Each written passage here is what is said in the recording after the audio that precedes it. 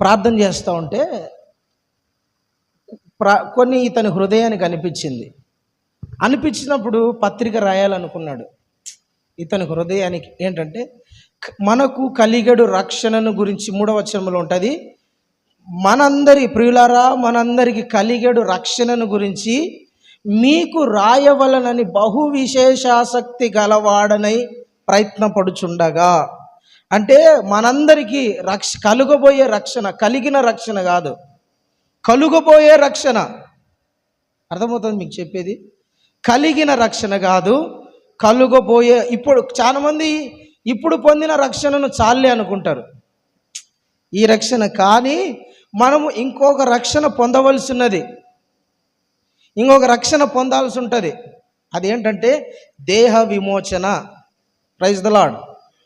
మనందరికీ కలిగడు రక్షణను గురించి రాయాలని ఆసక్తి కలిగి ఉన్నా, ఆ రక్షణ ఎలా ఉంటుంది, దేహం ఎట్లా విడిపించబడుతుంది, ఆ రక్షణలో ఏమేమి మనం పొందుకుంటాం, ఏమేమి మనకు కలుగుతాయని రాయాలని పెన్ను పేపర్ తీసుకొని, పెన్ను ఏదో తీసుకొని రాయాలని సిద్ధపడ్డాడు. పరిశుద్ధాత్మ దేవుడు ఆపి, వద్దు నాన్న రాయొద్దు. ఏం ప్రభా ఇది రాయొద్దు, నువ్వు రాయాల్సింది ఇది కాదు, వేరొకటి రాయి అన్నాడు. ఏంటి రాయాలి ప్రభువా? రక్షణను గురించి ప్రజలందరికీ, ప్రజలందరికీ కాదు, పరిశుద్ధులకు కలిగే రక్షణను గురించి నేను రాయాలని ఆశపడతానా?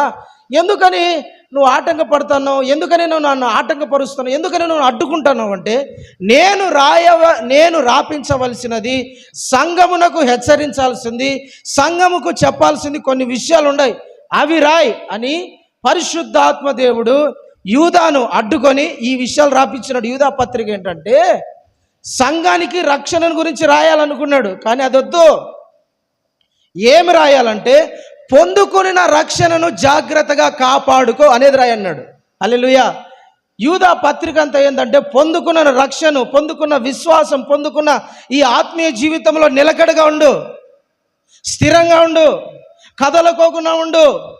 నీవు నిలబడిన బండ మీద నిలకడగా ఉండాలా. నువ్వు పునాది కరెక్ట్ వేసుకున్నావా లేదా, నీ ఆత్మీయ జీవితం స్థిరంగా ఉందా లేదా, నీ భక్తి జీవితం స్థిరంగా ఉందా లేదా, నీ ప్రార్థన జీవితం స్థిరంగా ఉందా లేదా, నీ సమర్పణ స్థిరంగా ఉందా లేదా, నువ్వు పొందిన బాప్తిస్మము ఈ జీవిత యాత్రలో నువ్వు స్థిరంగా ఉన్నావా, కదిలిపోయి ఉన్నావా అనే పత్రిక ఇది. హెచ్చరిస్తా. ప్లస్ ఎవరైనా జారిపోయే పరిస్థితిలో ఉంటే దయచేసి మరలా నిలబడండి. ఎవరైనా సరైన ప్రార్థన జీవితం లేకపోతే మరలా మీ ప్రార్థన జీవితాన్ని కట్టుకోండి. ఒకవేళ ఎవరైనా సేవకొచ్చి సమర్పించుకొని సువార్త చేయాలని తీర్మానం తీసుకున్నా అటు ఇటుగా ఉండి కదిలిపోతున్నారా, నిలబడండి. కొందరినైనా అగ్నిలో నుండి లాగినట్టు రక్షించండి, కొందరైనా. పత్రిక అంతా అదే. మనం పొందుకున్న రక్షణను ఏ విధంగా కాపాడుకోవాలా, కాపాడకపోతే విశ్వాసంలో పడిపోతే ఏ విధంగా నష్టాలు జరుగుతాయి అనేది ఈ పత్రిక యొక్క ఉద్దేశం. మనము యేసయ్యను నమ్ముకున్నాం కదా, యేసయ్యను నమ్ముకున్న ఈ నమ్మకం, ఈ విశ్వాసము మరణం వరకు ఉండాలంట, మధ్యలో కదిలిపోకూడదు అనే దానికి విశ్వాసులకు ఈ పత్రిక రాసి పంపించాడు. దేవునికి స్తోత్రం. హల్లెలూయా. అయితే దేవుని బిడ్డలారా, ఈ పత్రిక అంతా మనం ధ్యానం చేయడం లేదు, కానీ ఒక వచనాన్ని మనం చదువుకుందాం. యూదా పత్రిక 1వ అధ్యాయము 4వ వచనం. చదువు నాన్న, చదవాలా? బైబిల్ లేవా? బైబిల్ తెచ్చిన వాళ్ళంతా పైకెత్తండి, తెచ్చిన వాళ్ళంతా పైకెత్తండి. చదువు రాని వాళ్ళే కింది దించండి. నాకు చదువు రాదు, బైబిల్ చదవలేను అనే వాళ్ళు కింది దించండి. నాకు చదువు రాదు, నేను బైబిల్ చదవలేను అనే వాళ్ళు మాత్రం దించండి. మిగతా వాళ్ళంతా పైకెత్త, నేను చదవగలిగిన వాళ్ళంతా చదువుతారుగా, అందరు చదువుతారుగా, అందరు చదవండి. ఇప్పుడు అందరూ కలిసి, ఏలయనగా కొందరు రహస్యముగా చొరవబడి చదవాలి. నోరు లేదా? ఒక గొర్రె పక్కకు పరిగెత్తుతుంది, ఒక పక్క ఇట్లుంటుంది. అందరూ ఒకటే త్రోవలో. ఎట్లా రావాలా? ఒకటే త్రోవలో. హల్లెలూయా. సరే, నా వెనకాల అందరూ చదవండి. మూగెద్దులాగా ఎవరు ఉండద్దండి, సరేనా? అందరూ చదవాలి. అందరూ చదవమంటే చదివినప్పుడే వాక్యం అర్థం అవుతుంది, సరేనా? ఏలైనగా కొందరు రహస్యముగా జొరబడి ఉన్నారు, వారు భక్తిహీనులై మన దేవుని కృపను కామాతురతనకు దుర్వినియోగపరచుచు మన అద్వితీయ నాథుడును ప్రభువైన యేసుక్రీస్తును విసర్జించుచున్నారు. ఈ తీర్పు పొందుటకు వారు పూర్వమందే సూచింపబడి ఉన్నారు. హల్లెలూయా. ప్రియులారా, ప్రియమైన దేవుని బిడ్డలారా, అందరూ నా వైపు చూస్తా దేవుని వాక్యాన్ని విందాం, ధ్యానిద్దాం.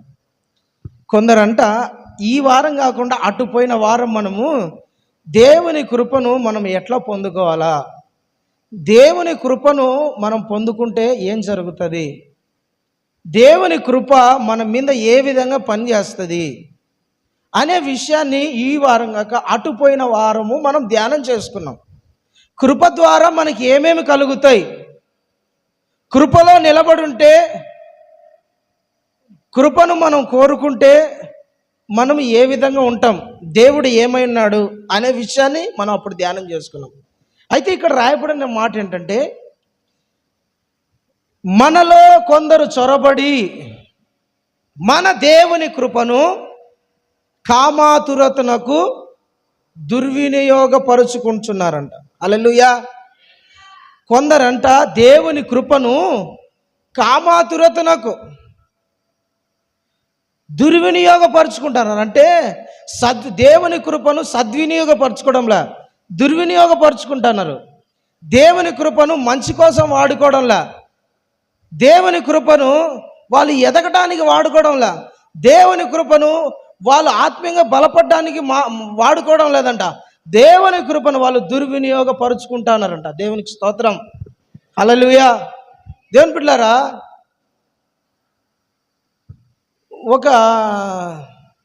ఇంతకుముందు నేను కృపను గురించి మీకు చెప్పిన. ఒక వ్యక్తి క్షమాపణ పొందినాడు. క్షమాపణ పొంది క్షమించబడి రావాల్సిన తీర్పును, రావాల్సిన శిక్షను, పొందాల్సిన నష్టాన్ని పొందకోకుండా కృపలో నుంచి రక్షించబడి వచ్చేసినాడు. కృప ద్వారా ఆ వ్యక్తి కనికరించడం బట్టి పొందాల్సిన తీర్పును, పొందాల్సిన శిక్షను, పొందాల్సిన నష్టాన్ని ఏం చేసినాడు, తప్పించుకొని వచ్చినాడు. చెప్పినాడు, బాబు ఈరోజు నుంచి నీకు రావాల్సిన శిక్ష, నీకు రావాల్సిన తీర్పు, నువ్వు పొందాల్సిన నష్టాన్ని నేను భరించిన కాబట్టి ఇక మీదటి నుంచి నువ్వు అది చేయకొని ఉండిపో అన్నారు. ఇంకొక ఉదాహరణ చెప్తా చూడండి. ఒక వ్యక్తి బాగా తాగుడుకు అప్పులు చేసినాడు, భయంకరంగా అప్పుల పాలు అయిపోయినాడు, కట్టలేనంత అప్పులు అయిపోయినాడు, అప్పులు భరించలేని, అప్పులు కట్టలేని స్థితిలో ఉండిపోయినాడు. బాగా ఎక్కువ అయిపోయినాయి. రోజు అప్పులలో వచ్చి ఇంటికాడ భయంకరంగా తిడతా అన్నారు, భయంకరంగా అరుస్తున్నారు. అప్పుడు ఒక ఆయన వచ్చి, దగ్గర బంధువు ఒక ఆయన వచ్చి, ఈ అప్పుల బాధ వాళ్ళ అప్పులను ఆ సత ఇచ్చే వాళ్ళందరిని చూసి ఈయన మీద జాలిపడి, ఆ చిన్నపిల్లల్ని జాలిపడి, వాళ్ళ పిల్లల మీద, తన భార్య మీద చూసి జాలిపడి, చిన్నపిల్లలు ఉన్నారు, ఈయన్ని ఇంతగా తిడుతున్నారు, ఈ భార్యని ఆ భార్యను కూడా అంతగా అవమానపరుస్తున్నారు. ఇతను కనికరించి పోయి, అరే నీకు ఎంత అప్పు ఉందిరా అంటే, అన్నా నాకు ఇంత అప్పు ఉందని అన్నాడు. సర్లే అప్పు ఉండే వాళ్ళని అందరిని పిలిపించి అన్నాడు. పిలిపించిన తర్వాత ఇతను ఎంత చెప్పినాడో అంత అప్పు అంతా ఇతను కట్టేసినాడు. జాలిపడి కనికరించి దయ చూపి తన భార్య ముఖాన్ని, తన పిల్లల ముఖాన్ని, వాడు పడుతున్న నిందల్ని, అవమానాల్ని చూసి తట్టుకోలేక, భరించలేక బాధపడి కట్టినాడు. కట్టిన దాకా ఒక మాట చెప్పినాడు, ఇప్పటి నుంచైనా సక్రమంగా బ్రతుకు, తాగకోనుండు, నీ భార్యను బాగా చూసుకో, పిల్లల్ని బాగా చూసుకో, కష్టపడు, అంత ఇంత సంపాదించుకొని ఎత్తిపెట్టుకొని పిల్లల్ని పోషించుకొని చెప్పి వచ్చినాడు. ఈరోజు నుంచి బాగా బతుకొని చెప్పి వచ్చినాడు. వచ్చి ఇతను వెళ్ళిపోయినాడు, ఇంటికి వెళ్ళిపోయినాడు. దగ్గర 1 నెల 2 నెలలు పట్టించుకోలే. బాబు బ్రతుకుతా అంటాడులే, వాని అప్పులన్నీ తీర్చేసినా కదా, కృతజ్ఞతగా ఉంటాడు. ఈ రోజు నుంచి అయినా జీవితాన్ని సరి చేసుకుంటాడు, భార్యను ప్రేమిస్తాడు, పిల్లలను పోషించుతాడు, కష్టపడి పని చేసుకుంటాడంటే అనుకున్నాడు. నెల రోజుల తర్వాత సరే వాడు ఎట్లున్నాడో ఒకసారి పోయి తన కుటుంబం ఎట్టుందో బాగుపడి ఉంటారు కదా, నేను పోయి కూర్చొని ఆడు సంతోషిస్తాడు నా ముఖాన్ని చూసి అని ఈ వ్యక్తి అనుకున్నాడు. ఇంటికి పోయినాడు. తీరా ఇంటికి పోయి చూసినాడు, భర్త లేడు, భార్య ఒకటి ఉంది, పిల్లలు ఉన్నారు. ఏడమ్మా మీ భర్త అంటే బాగున్నాడమ్మా అంటే సైలెంట్గా ఉంది. పిల్లలు ఏడరా మీ డాడీ అంటే వాళ్ళు సైలెంట్గా ఉన్నారు. బాగున్నాడమ్మా అంటే సైలెంట్గా ఉంది భార్య. ఏందబ్బా వీళ్ళు సైలెంట్గా ఉన్నారని, ఏంటమ్మా ఏం జరిగిందని, అయ్యగా 5 అయింది, ఇంకొక 5 నిమిషాలు ఓపిక, 5-10 నిమిషాలు ఓపిక పట్టుకో చూద్దులే అని భార్య అనేది. అబ్బో నాకు సర్ప్రైజ్ ఇస్తాడు భార్య, నాకు ఏమంటారు సర్ప్రైజ్ ఇస్తుంది కాబట్టి ఏమో ఇంత గొప్ప మార్పు తీసుకొని ఏమైనా చేతిలో స్వీట్లు కారాలు లేదంటే ఇంకైనా పిల్లలకి ఏదైనా బిస్కెట్లు ఏమైనా తీసుకొని వస్తాడేమో, భార్యను బాగా ప్రేమించి ఏమే అని ఆ నుంచి పిలుస్తాడేమో అని ఈయన వెయిట్ చేస్తున్నాడు. 5 దాటిపోయింది, 5:10 దగ్గర ఇంకా రానే టైం వచ్చేసింది. ఊగుతా వస్తున్నాడు దారిలో నుంచే. ఈ వ్యక్తి చూసినాడు, ఎవరు అప్పు కట్టిన వ్యక్తి చూసినాడు. ఏందమ్మాడు ఇంకా ఆడేంది ఊగుతా వస్తాడు అంటే బరువులు ఏమైనా బేల్దారి పని ఏమైనా పోయి బాగా కష్టపడి ఒళ్ళు నలిగిపోయి ఏమైనా ఊగుతా వస్తాడా అని ఈయన అమ్మత అంటే ఉండయ్యా ఇంట్లోకి వస్తాడు కదా వెయిట్ చేయి. ఇంట్లోకి వచ్చినాడు. ఈయనను చూసుకోలే ఏమే అన్నాడు. అర్థమైపోయింది నాకు, వీడు మళ్ళా తాగుతున్నాడు రా అని అర్థమైపోయింది నాకు. ఈయనకు అర్థమైపోయి ఏమిరా పనికి మళ్ళోడా, బుద్ధిందా లేదరా నీకు, అప్పు కట్టకోలేక సస్తాండో, పిల్లలు తినడానికి తిండి లేక భార్య నీ కోసం పని చేసుకుంటా వచ్చి రాంది ఎత్తి పెట్టుకొని కష్టపడి పని చేస్తా అంటే నువ్వు తాగుడు పోతాయి ఎట్టబడ్డాడు తిరుగుతా ఈ కుటుంబానికి మంచి పేరు దాకా భయంకరంగా బ్రతుకుతా అంటే నేను నీ బాధ చూడలేక పిల్లోళ్ళ కష్టం బాధ చూడలేక వచ్చి అప్పు కడితే ఏంద్రా నువ్వు మళ్ళా పలికిమాలను అయిపోయినావు, పనికిమాలను తిడతాడు ఈ వ్యక్తి. మళ్ళా కాళ్ళు పట్టుకుని అయ్యా క్షమించయ్యా పొరపాటు అయిపోయిందయ్యా, క్షమించయ్యా పొరపాటు అయిపోయిందని కాళ్ళు పట్టుకున్నాడు. అయ్యా పొరపాటు ఇంకెప్పుడు తాగనయ్యా, ఇంకెప్పుడు అయ్యా క్షమించనయ్యా ప్లీజ్ అయ్యా కాళ్ళు పట్టుకుని క్షమాపణ అడిగినాడు. మొత్తానికి కనికరం కలిగిన వాడు కదా, సర్లే ఈరోజు నుంచైనా తాగాకురా బాగా బ్రతుకురా అని ఒక 1000 రూపాయలు వాళ్ళ భార్య చేతిలో పెట్టి అంత ఇల్లాడు. ఈయన నమ్మి ఇల్లాడు.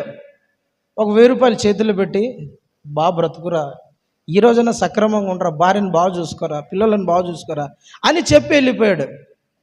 కాళ్ళు పట్టుకున్నాడు కదా, ఇప్పుడైనా బుద్ధి వచ్చింటుంది. ఏడుస్తాడు. ఇంకెప్పుడు పోనయ్యా దాని జోలి పోయినయ్యా, మా అమ్మ మీద ఒట్టు వాళ్ళమ్మ మీద ఒట్టు అందరి మీద ఒట్టేస్తున్నాడు. అందరి మీద, నా పిల్లల మీద ప్రమాణము, మా భార్య మీద ప్రమాణము, వాళ్ళమ్మ మీద ప్రమాణము, మా అమ్మ అందరి మీద ప్రమాణం. సరే ఇన్ని ప్రమాణాలు చేసినాడు కదా, వీడు సరిగ్గా బ్రతుకుతాడులే అనుకొని ఇంటికి వెళ్ళిపోయినాడు. ఇంటికి వెళ్ళిపోయిన తర్వాత మరలా ఒక 4-5 రోజుల తర్వాత మరలా ఈ వ్యక్తి చూడ్డానికి వచ్చినాడు. సేమ్ పరిస్థితి ఉంది, సేమ్ మరలా అదే తాగుడు, అదే వ్యసనం, అట్లే ఉన్నాడు. ఇప్పుడు చెప్పండి దేవుని బిడ్డలారా, మరలా అతన్ని కనికరించుతాడా, అతని మీద జాలి పడతాడా? ఇచ్చిన అవకాశం మొదటిసారి ఇచ్చినప్పుడే సద్వినియోగపరచుకోవాలి. అయినా దయతలిసి రెండోసారి కూడా నేను కనికరించి ఏమనుకోకుండా నీకు ప్రేమించి నీ పిల్లల పోషణ కోసం 1000 రూపాయలు ఇచ్చిపోయినాడు. అప్పుడైనా మారాలి కదా. నిన్ను ప్రేమించి, నీ పిల్లల్ని ప్రేమించి, నీ భార్యని ప్రేమించి, నీకున్న అప్పులన్నీ తీసి పెట్టేసినాడు. ఇప్పుడు నువ్వేం చేయాలా? పద్ధతిగా ఉండాలి. హల్లెలూయా.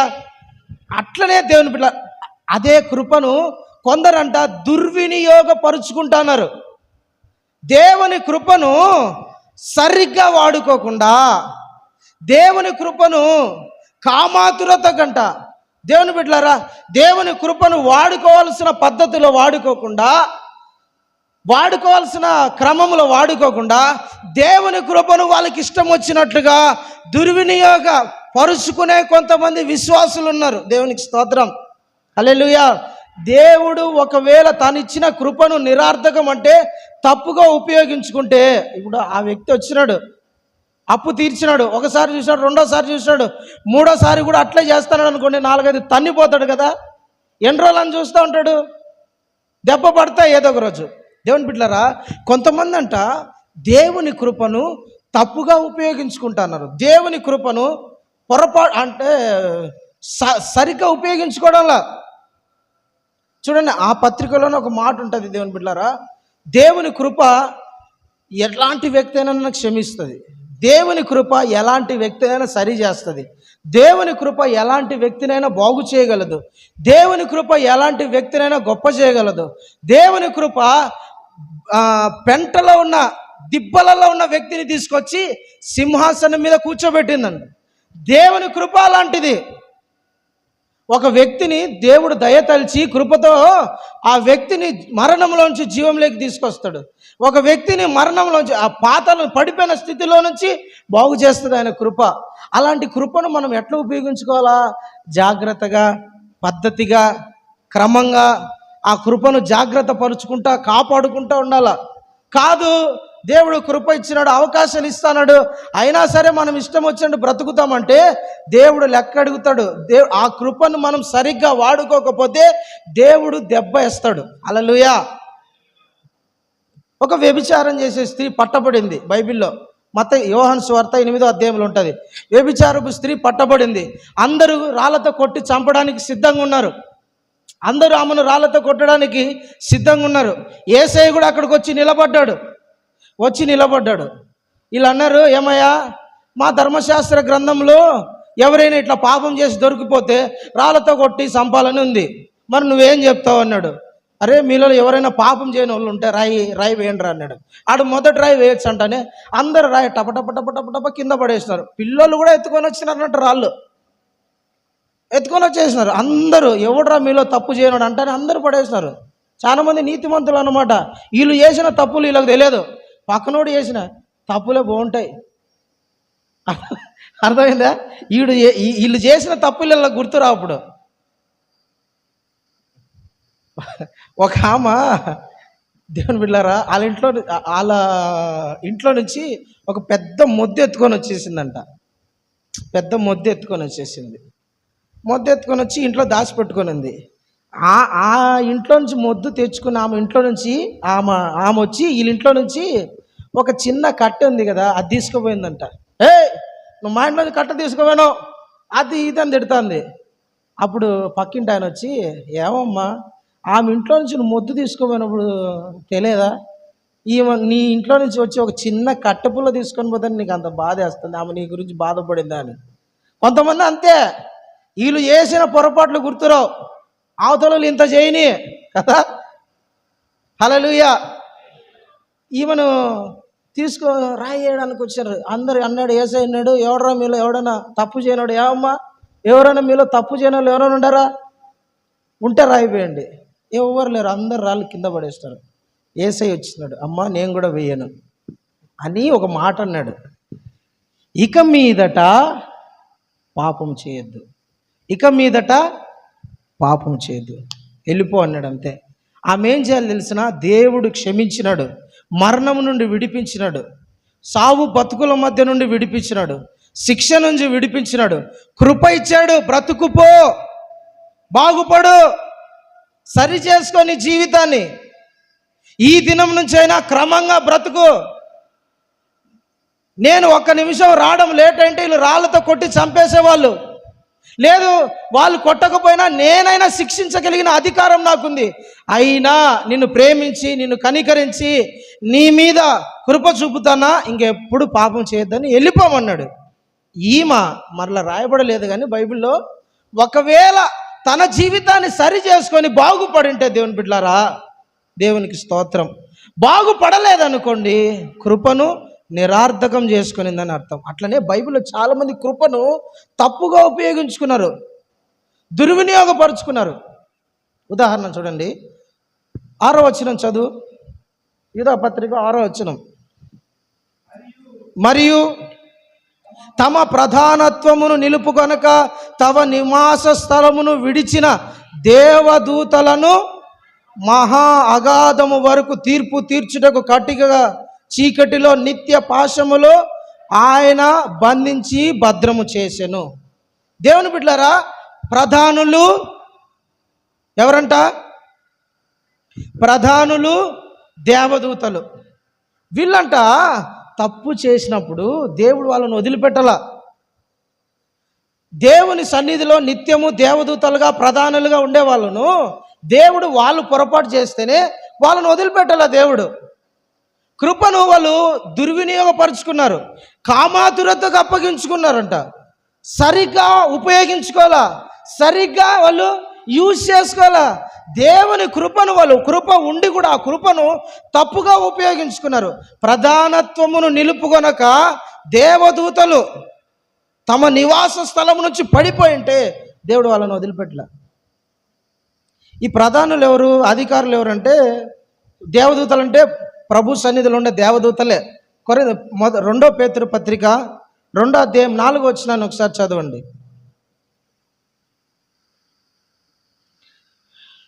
2 పేతురు పత్రిక 2వ అధ్యాయం 4వ వచనం. బాగా చదువునానా, ఒకరు చదవండి, గట్టిగా చదవండి. దేవదూతలు పాపం చేసినప్పుడు దేవుడు వారిని విడిచిపెట్టక పాతాళపు లోకమందలి కటిక చీకటి గల బిలములోనికి తోసివేసెను. హల్లెలూయా. దేవుని బిడ్డలారా, దేవుని దూతలు, ప్రధానులు దేవునితో ఉండేవాళ్ళంట. పాపం చేసినప్పుడు వాళ్ళని దేవుడు విడిచిపెట్టలా, దేవుడు వాళ్ళని క్షమించలా. వాళ్ళు పాపం చేసినప్పుడు అంట దేవుని సన్నిధిలో ఉండి కూడా, దేవుని గురించి తెలిసి కూడా, దేవుడు ఎలా శిక్షిస్తాడో తెలిసి కూడా, దేవుని కృప ఎలాంటిదో తెలిసి కూడా వీళ్ళు పాపం చేశారు. పాపం చేసినప్పుడు దేవుడు వీళ్ళను వదిలిపెట్టలా. అయితే పాపం చేసిన వెంటనే దేవుడు శిక్షిస్తాడా? ఒక వ్యక్తి తప్పు చేశాడు, ఒక వ్యక్తి పొరపాటు చేశాడు, ఒక వ్యక్తి పడిపోయాడు, ఒక వ్యక్తి చెడిపోయాడు, ఒక వ్యక్తి జారిపోయినాడు, తెలియక పొరపాటు చేసినాడు అనుకోండి, పాపం చేశాడు. దేవుడు ఆ వ్యక్తిని వెంటనే శిక్షిస్తాడా? వెంటనే శిక్షిస్తాడా? శిక్షించాడు. దేవుని బిడ్డలారా, దేవదూతలు పాపం చేసినప్పటికీ దేవుడు వెంటనే శిక్షించలా. దేవదూతలు పాపం చేశారంట, ప్రధానులు పాపం చేశారంట, దేవుని సన్నిధిలో ఉండే వాళ్ళు పాపం చేసినా దేవుడు వాళ్ళని వెంటనే శిక్షించలా. ఎందుకు శిక్షించలా? వెంటనే శిక్షించలా.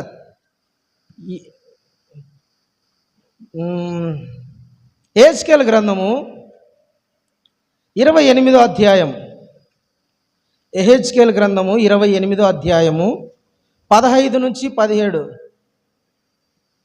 చదవండి బిడ్డలారా. యెహెజ్కేలు గ్రంథము 28వ అధ్యాయము 15 నుంచి, నీవు నియమింపబడిన దినము కొని పాపము నీ యందు కనపడు వరకు. చూడండి దేవుని బిడ్డలారా, చాలు ఉండు. ఇది రాసేది ఎవరి గురించి అంటే, ఈ మాట ఎవరి గురించి? సాతాను గాని గురించి. లూసిఫర్ అని ఒక ప్రధాన దూత గురించి ఇక్కడ రాయబడింది. నీ యందు పాపము కనపడనంత వరకు నువ్వు ఎట్లున్నావంట? యథార్థవంతునిగా ఉన్నావు. నువ్వు అన్ని విషయాలలో యథార్థంగా ఉన్నావు, నమ్మకంగా ఉన్నావు. నీ నమ్మకత్వాన్ని కాపాడుకుంటా ఉన్నావు, పవిత్రతను కాపాడుకుంటా ఉన్నావు. నేను నీకు ఇచ్చిన అధికారాన్ని, నేను నీకు ఇచ్చిన పదవిని, నేను నీకు ఇచ్చిన పనిని కరెక్ట్గా నువ్వు వాడుకుంటా ఉండేవానివి. అన్ని విషయాల్లో నువ్వు యథార్థంగా ఉన్నావు. ఏ పని చెప్పినా కూడా ఆ పని పర్ఫెక్ట్గా చేసి వచ్చేవానివి. ప్రభా, నువ్వు ఈ పని చెప్పినావు, నేను చేసి వచ్చా. ప్రభా, నువ్వు నాకు ఈ కృపనిచ్చినావు, కాపాడుకున్నా.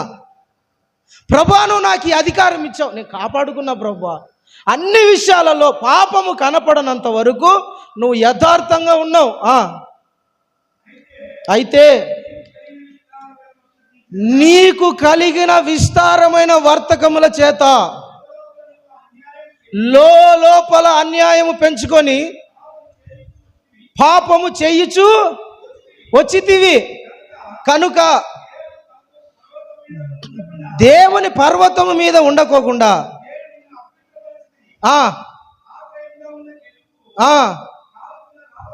నువ్వు ఉన్నావు. చాలు. హల్లెలూయా. దేవుని బిడ్డలారా, నీవు పాపము చేయుచూ వచ్చితివంట. ఏటంట? ఏటి చెప్తున్నాడు? పాపము చేయుచూ వచ్చినాడంట. అంటే పాపం చేసినాడు, తప్పిపోయినాడు, హృదయంలో పాపం పెట్టుకున్నాడు, దేవుని మీద తిరుగుబాటు చేసినాడు. అర్థమైందా? పాపం చేసినాడు, పాపం చేసి సైలెంట్గా ఉండిపోయినాడు. పాపం చేసినాడు కానీ చేశాడు, సైలెంట్గా ఉండిపోయాడు. సైలెంట్గా ఉండిపోయి అట్లా తిరిగి దేవుని సన్నిధిలోంచి, దేవదూతలంటే మనలాగా ఈ నుంచి 4 అడుగులు వేసి లేదా ఊరికేసి అలసిపోయి అమ్మ నడుములు వస్తానే కాళ్ళు వస్తానే అనే సీన్ ఉండదు వాళ్ళకు. ఈ నుంచి ఆకాశం వేరే గ్రహం మీదకి వెళ్ళిపోవాలంటే నిమిషంలో ఇట్లా కాళ్ళు తీసి అట్లా వెళ్ళిపోతారు వాళ్ళు. గాలి కన్నా ఫోర్స్, వెలుగు కన్నా వాళ్ళు ఫోర్స్గా వెళ్ళిపోతారు దేవదూతలు. ఈ లోకం నుంచి వేరే లోకానికి ఈజీగా వెళ్ళిపోతారు. ఈ నుంచి అమెరికాకి వెళ్ళాలనుకోండి, సెకండ్ కూడా పట్టదు వాళ్ళకు, అంత ఫాస్ట్గా వెళ్ళిపోతారు. ఆత్మకు వేగం ఎక్కువ. సాతానుగాడు కూడా దేవుని సన్నిధిలో వాడు పాపం చేసి వాని హృదయంలో పాపం పెట్టుకొని వాడు దేవునికి వ్యతిరేకంగా చేసి ఏం తెలియనులాగా ఆలోకం తిరిగి వచ్చి దేవుని సన్నిధిలోకి వచ్చి స్తోత్రం చెల్లింతుము అని పాట పాడుతున్నాడు. వీళ్ళందరూ పరిశుద్ధుడు దేవుడు చూడలే, దేవుని కనపరాదులే. మనం ఎట్లాంటి తప్పు పనులు చేసినా, దేవునికి తిరుగుబాటు చేసినా, దేవునికి ఎంత దుర్మార్గ పని చేసినా దేవుడు చూడలే అని ఈడు అనుకుంటా ఉన్నాడు. వచ్చినాడు దేవుని సన్నిధిలో పాట పాడుతున్నాడు. ఈడు వచ్చే టైంలో వచ్చి చూసుకుంటానే వెళ్ళిపోతున్నాడు. దేవునికి తెలియదా? దేవునికి తెలుసా తెలియదా? తెలుసు. దేవుడు చూస్తున్నాడు. నీవు లోపల అన్యాయము పెంచుకొని ఉన్నాడు. అంటే వీడు అన్యాయం పెంచుకుంటాడు. దేవుడు అనుకుంటాడు, వీడు ఈ రోజైనా మార్పు చెంది నా పాదాల దగ్గరికి వస్తాడేమో, మారు మనస్సు పొందుతాడేమో, క్షమాపణ కోరుతాడేమో, పశ్చాత్తాపడతాడేమో, పాదాల మీద పడతాడేమో, వచ్చి ప్రభు ఎదురు చూస్తున్నాడు. వెంటనే శిక్షించలా, వెంటనే వాడిని తోసేలా, నరకంలో వేసేలా, అగాధ ఏదట కట్టిక చీకటి గల బిలం అంటే పాతాళంలో వేసేలా వాడిని దేవుడు చూస్తూ ఉన్నాడు. చూసి నా బిడ్డ వీడు మారతాడేమో, చూద్దాం, నా పాదాల దగ్గరికి వస్తాడేమో, క్షమాపణ కోరతాడేమో అని ప్రభు ఎదురు చూస్తున్నాడు. దేవుని బిడ్డలారా, ఈడేమో లోలోపల పాపం పెంచుకొని వస్తూ ఉన్నాడు. లోపల ఏమైపోతుంది? పాపం పెరిగిపోతుంది. దేవుడు చూసినన్ని రోజులు చూశాడు, మారు మనసు పొందలేడు. అప్పుడు దేవుని కోపం వస్తుంది. దేవుడు చాలా అవకాశాలు ఇస్తాడు. సాతానుగానికి కూడా, వాడు సాతానుగా మారకముందు దేవుడు వానికి చాలా అవకాశాలు ఇచ్చాడు. అయితే వాడు ఆ అవకాశాన్ని దుర్వినియోగపరుచుకున్నాడు, కామాతురతకు అప్పగించేసుకున్నాడు. అప్పుడు దేవుడు కోప్పడి వాణ్ణి ఆకాశము నుండి దొబ్బేశాడంట, పరలోకం నుంచి దొబ్బేశాడని. కట్టిక చీకలంటే పాతాళంలో వాడిని బంధించి పడేసాడు, తోసేసినాడు వాడిని. హల్లెలూయా. దేవుని బిడ్డలారా, సాతానుగాడు, దేవదూతలు కొంతమంది దేవునికి తిరుగుబాటు చేసినప్పుడు దేవుని కృపను వాళ్ళు పొందుకోకుండా, ఇప్పుడు తప్పు చేసినారు దేవదూతలు, వెంటనే శిక్షించాల. దేవుడి కృప ఏం చేస్తుందంటే వెంటనే శిక్షించదు. కృప ఉంది, ఆ కృపను ఏం చేయాలా? సద్వినియోగపరుచుకోవాలా. అందుకనే దేవుడు సర్వకృపానిధి అగు దేవుడు. రోమపత్రికలో రాయబడింది కదా, 10వ అధ్యాయంలో, తనకు ప్రార్థన చేయి వారికి కృప చూపుటకు ఐశ్వర్యవంతుడు.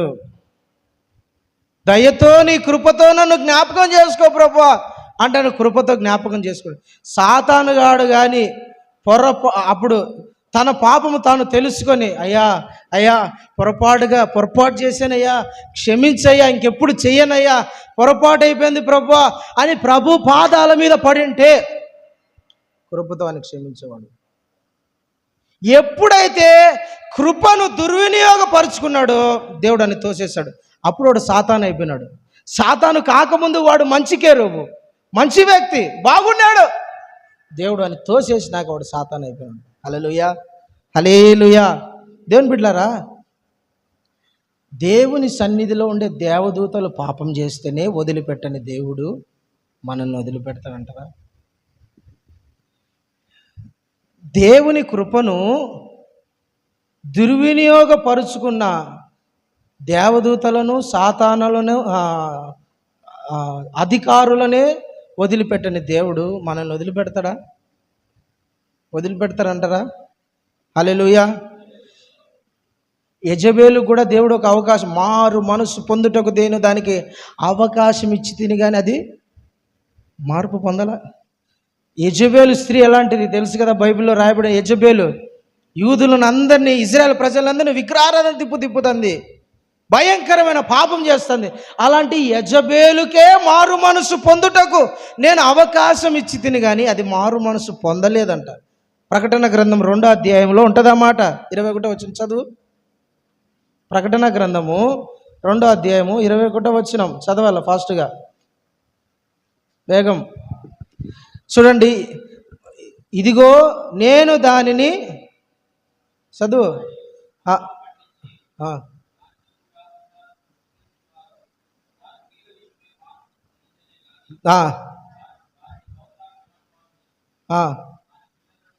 పైన 21 చదువు. మారు మనసు పొందుటకు నేను దానికి, చాలు బిడ్డలరా, మారు మనసు పొందటానికి, మనసు మార్చుకోవడానికి, మనసు ప్రభు వైపు తిప్పుకోవడానికి ఈ రోజైనా మారుతుందేమో, ఈ రోజైనా మారుతుందేమో. యెజబేలు స్త్రీకి, ఒక భయంకరమైన విగ్రహారాధికురాలు, ఇజ్రాయేల్ ప్రజలను విగ్రహాల వైపు తిప్పినది, ప్రవక్తలను చంపుతా వచ్చింది, దేవుని ప్రజలను హింస పెడతా వచ్చింది.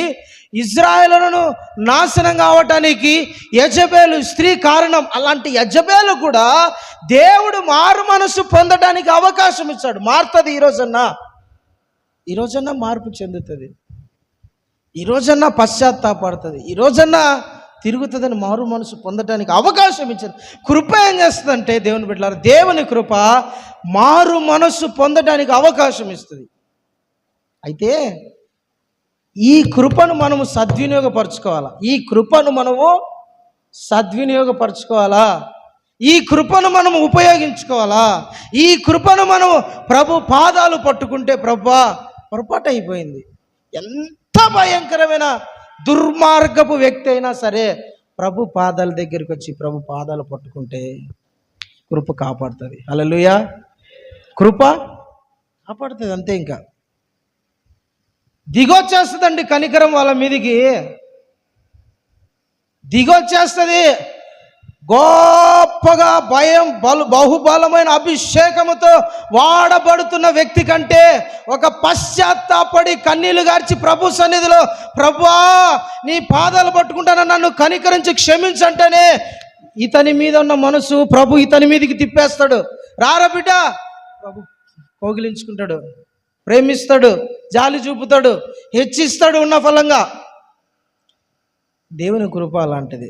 ఒక వ్యక్తి బలముగా వాడబడుతున్నాడు, ఒక వ్యక్తి పనికి మాలినోడు, భయంకరమైన పాపాలు చేస్తున్నాడు. ఇతనేమో దేవుని కోసం యుద్ధాలు చేసేవాడు, దేవుని కోసం రోషంగా బ్రతికోడు, పరిశుద్ధంగా బ్రతికోడు, నీతిగా బ్రతికోడు, యథార్థంగా బ్రతికేవాడు, దేవుని సేవ చేసేవాడు, పాటలు పాడేవాడు, ఆరాధన చేసేవాడు, సువార్త ప్రకటించేవాడు. ఒకడేమో భయంకరమైన పాపాలు, చెడు అలవాట్లు, భయంకరమైన తిరుగుతున్నాడు. ఈడొచ్చి ప్రభు సన్నిధిలో ప్రభు పాదాలు పట్టుకుని, ప్రభువా నన్ను క్షమించు, పొరపాటు అయిపోయింది, నేను చేసిన తప్పులన్నీ నీ పాద సన్నిధిలో ఒప్పుకుంటున్నా, ఇంకెప్పుడు చేయను ప్రభువా, దయతో నన్ను ఒక్కసారి కనికరించు ప్రభువా, ప్లీజ్ అయ్యా అంటనే దేవుని బిడ్డలు ఏం చేసేస్తే తెలిసిన, ఇతనికి ఏ స్థాయి ఉందో, ఎవరికి, దేవుని కోసము ప్రతిష్ఠించుకొని రోషంగా బ్రతుకుతానని చూసినావా, ఇతనికి ఏ స్థాయి ఉందో దేవుడు ఆ స్థాయిలో నిలబెట్టేస్తాడు ఈ వ్యక్తిని తీసుకొచ్చి. అది కృప. హల్లెలూయా. ఇతనికి దేవుని దగ్గర ఏ స్థాయి ఉందో, ఇతడు ఏ స్థాయి అనుకుంటున్నాడో ఆ స్థాయి తీసుకొచ్చి నిలబెట్టేస్తాడు. ఒక ఒక ఎవరు పడిపోయినాడు, చెడిపోయినాడు. దేవుని కృప చాలా గొప్పది. ప్రేమ చాలా గొప్పది. ఆ ప్రేమను మనం సరిగ్గా వాడుకోవాలి, సరిగ్గా ఉపయోగించుకోవాలి. ఆ కృపను మనం సరిగ్గా ఉపయోగించుకుంటే మనకి ఎన్నో ఆశీర్వాదాలు. దేవదూతలు, దేవుని పరిశుద్ధులు, ప్రధానులు, దేవుని సన్నిధిలో ఉండేవాళ్ళు పాపం చేసినప్పుడు కూడా దేవుడు వాళ్ళకి అవకాశం ఇచ్చాడు దేవుని బిడ్డలారా. అయితే వాళ్ళు ఆ కృపను సరిగ్గా ఉపయోగించుకు దేవుని ప్రేమను వారు నిర్లక్ష్యం చేస్తారు. దేవుని ప్రేమను వాళ్ళు నిర్లక్ష్యం చేస్తారు. దేవుడు వాళ్ళని వదిలిపెట్టాలి. చూసినన్ని రోజులు చూశాడు, చాలా సంవత్సరాలు వెయిట్ చేశాడు. చాలా, 1 రోజు 2 రోజులు అవకాశం ఇవ్వడు దేవుడు 1 రోజు 2 రోజులు అవకాశం ఇవ్వడు. ఎవరికి కూడా సంవత్సరాలే ఇస్తాడు. కొందరికి సంవత్సరాలు ఇస్తాడు, మారతారులే అని. సంవత్సరాలు ఇస్తాడు, ఆలోపు మారతాడని. మారలేదనుకోండి, ప్రేమకు కూడా కొన్ని హద్దులు ఉంటాయి కదా. ప్రేమకు కూడా కొన్ని హద్దులు ఉంటాయి. ఈడు దేవుడు, మనం ఏమర్థం చేస్తుంది, దేవుడు ఎలా ఆలోచిస్తాడంటే, ఈడు మారకపోగా ఈయనతో పాటు ఉండే ఒక 10 మందిని చెడగొడతాడు. అర్థమైంది నీకు చెప్పింది? ఒక వ్యక్తి, ఈడు మారకపోగా ఏం చేస్తాడంటే ఇంకొక 10 మందిని ఏం చేస్తాడు, ఈడు చెడగొడతాడు. ఈడు చెడిపోవడమే కాదు, ఈడు పడిపోవడమే కాదు, ఈడు నాశనం అయిపోవడమే కాకుండా ఇంకొక 10 మందిని నాశనం చేస్తాడు. అందుకని దేవుడు ఏం చేస్తాడంటే, ఈ పురుగు నీటితో చంపేయాల, లేదంటే తీసిపడేయాల.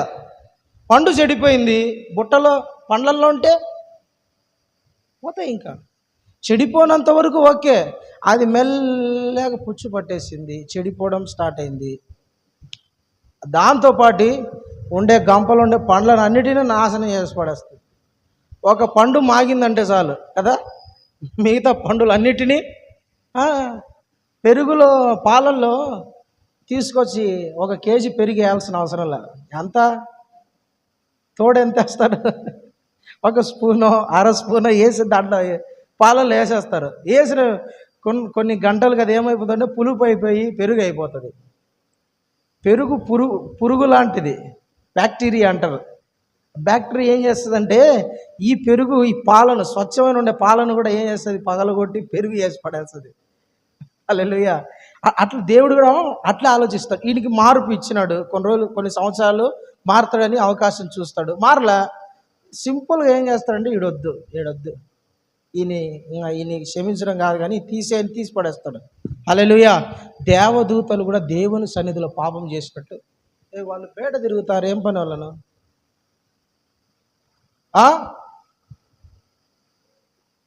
హల్లెలూయా. దేవుని బిడ్డలారా, మారు మనసు పొందడానికి అవకాశం ఇచ్చిన దేవదూతలు పొందలేదంట. కృపను దుర్వినియోగం చేసుకున్నారు. దేవుడు వాళ్ళని ఎక్కడ పడేశాడు? కాటిక చీకటి గల బిలము, అంటే ఇంగ్లీష్లో ఉంటుంది బాటమ్లెస్ ఫిట్. ఇంగ్లీష్ కటిక చీకటి గల బిలం అంటే పాతాళం అనుకోండి. బిలము అంటే ఒక గాఢాంధకారం, ఇంకా దాంట్లో అసలు ఏం కనపడదు. దాంట్లో బంధించి పెట్టేసినాడు దేవుడు వీళ్ళు పాపం చేస్తే. ఇప్పుడు మన వరకు వస్తే దేవుడు మనం కూడా అట్లా చేస్తాండు ఊరుకుంటాడా? హల్లెలూయా. చూడండి, ఒక విషయం చెప్తా మీకు. ఒక వ్యక్తి,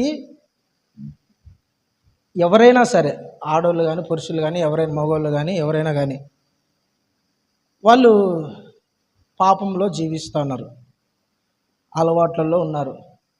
ఏదో ఒక అలవాటు, ఏదో ఒక పాపం, ఏదో ఒక పొరపాటు, ఏదో ఒక బలహీనతల మధ్య ఉన్నారు. మనము వెళ్ళి వాళ్ళకు సువార్త చెప్తాం, మారండి, మీ మనస్సు మార్చుకోండి, ఈ అలవాటు వదిలేయండి, ఈ తప్పును వదిలేయండి, ఈ తాగు నుంచి వదిలేయండి, లేదా ఈ దొంగతనాన్ని వదిలేయండి, ఎన్ని రోజులను వాళ్ళు మోసం చేస్తా బ్రతుకుతో మానేసి అని ఇట్లా మనం ఏదో 4 మాటలు చెప్తాం. వాళ్ళు కొందరు విని మారుతారు, కొందరు వినరు.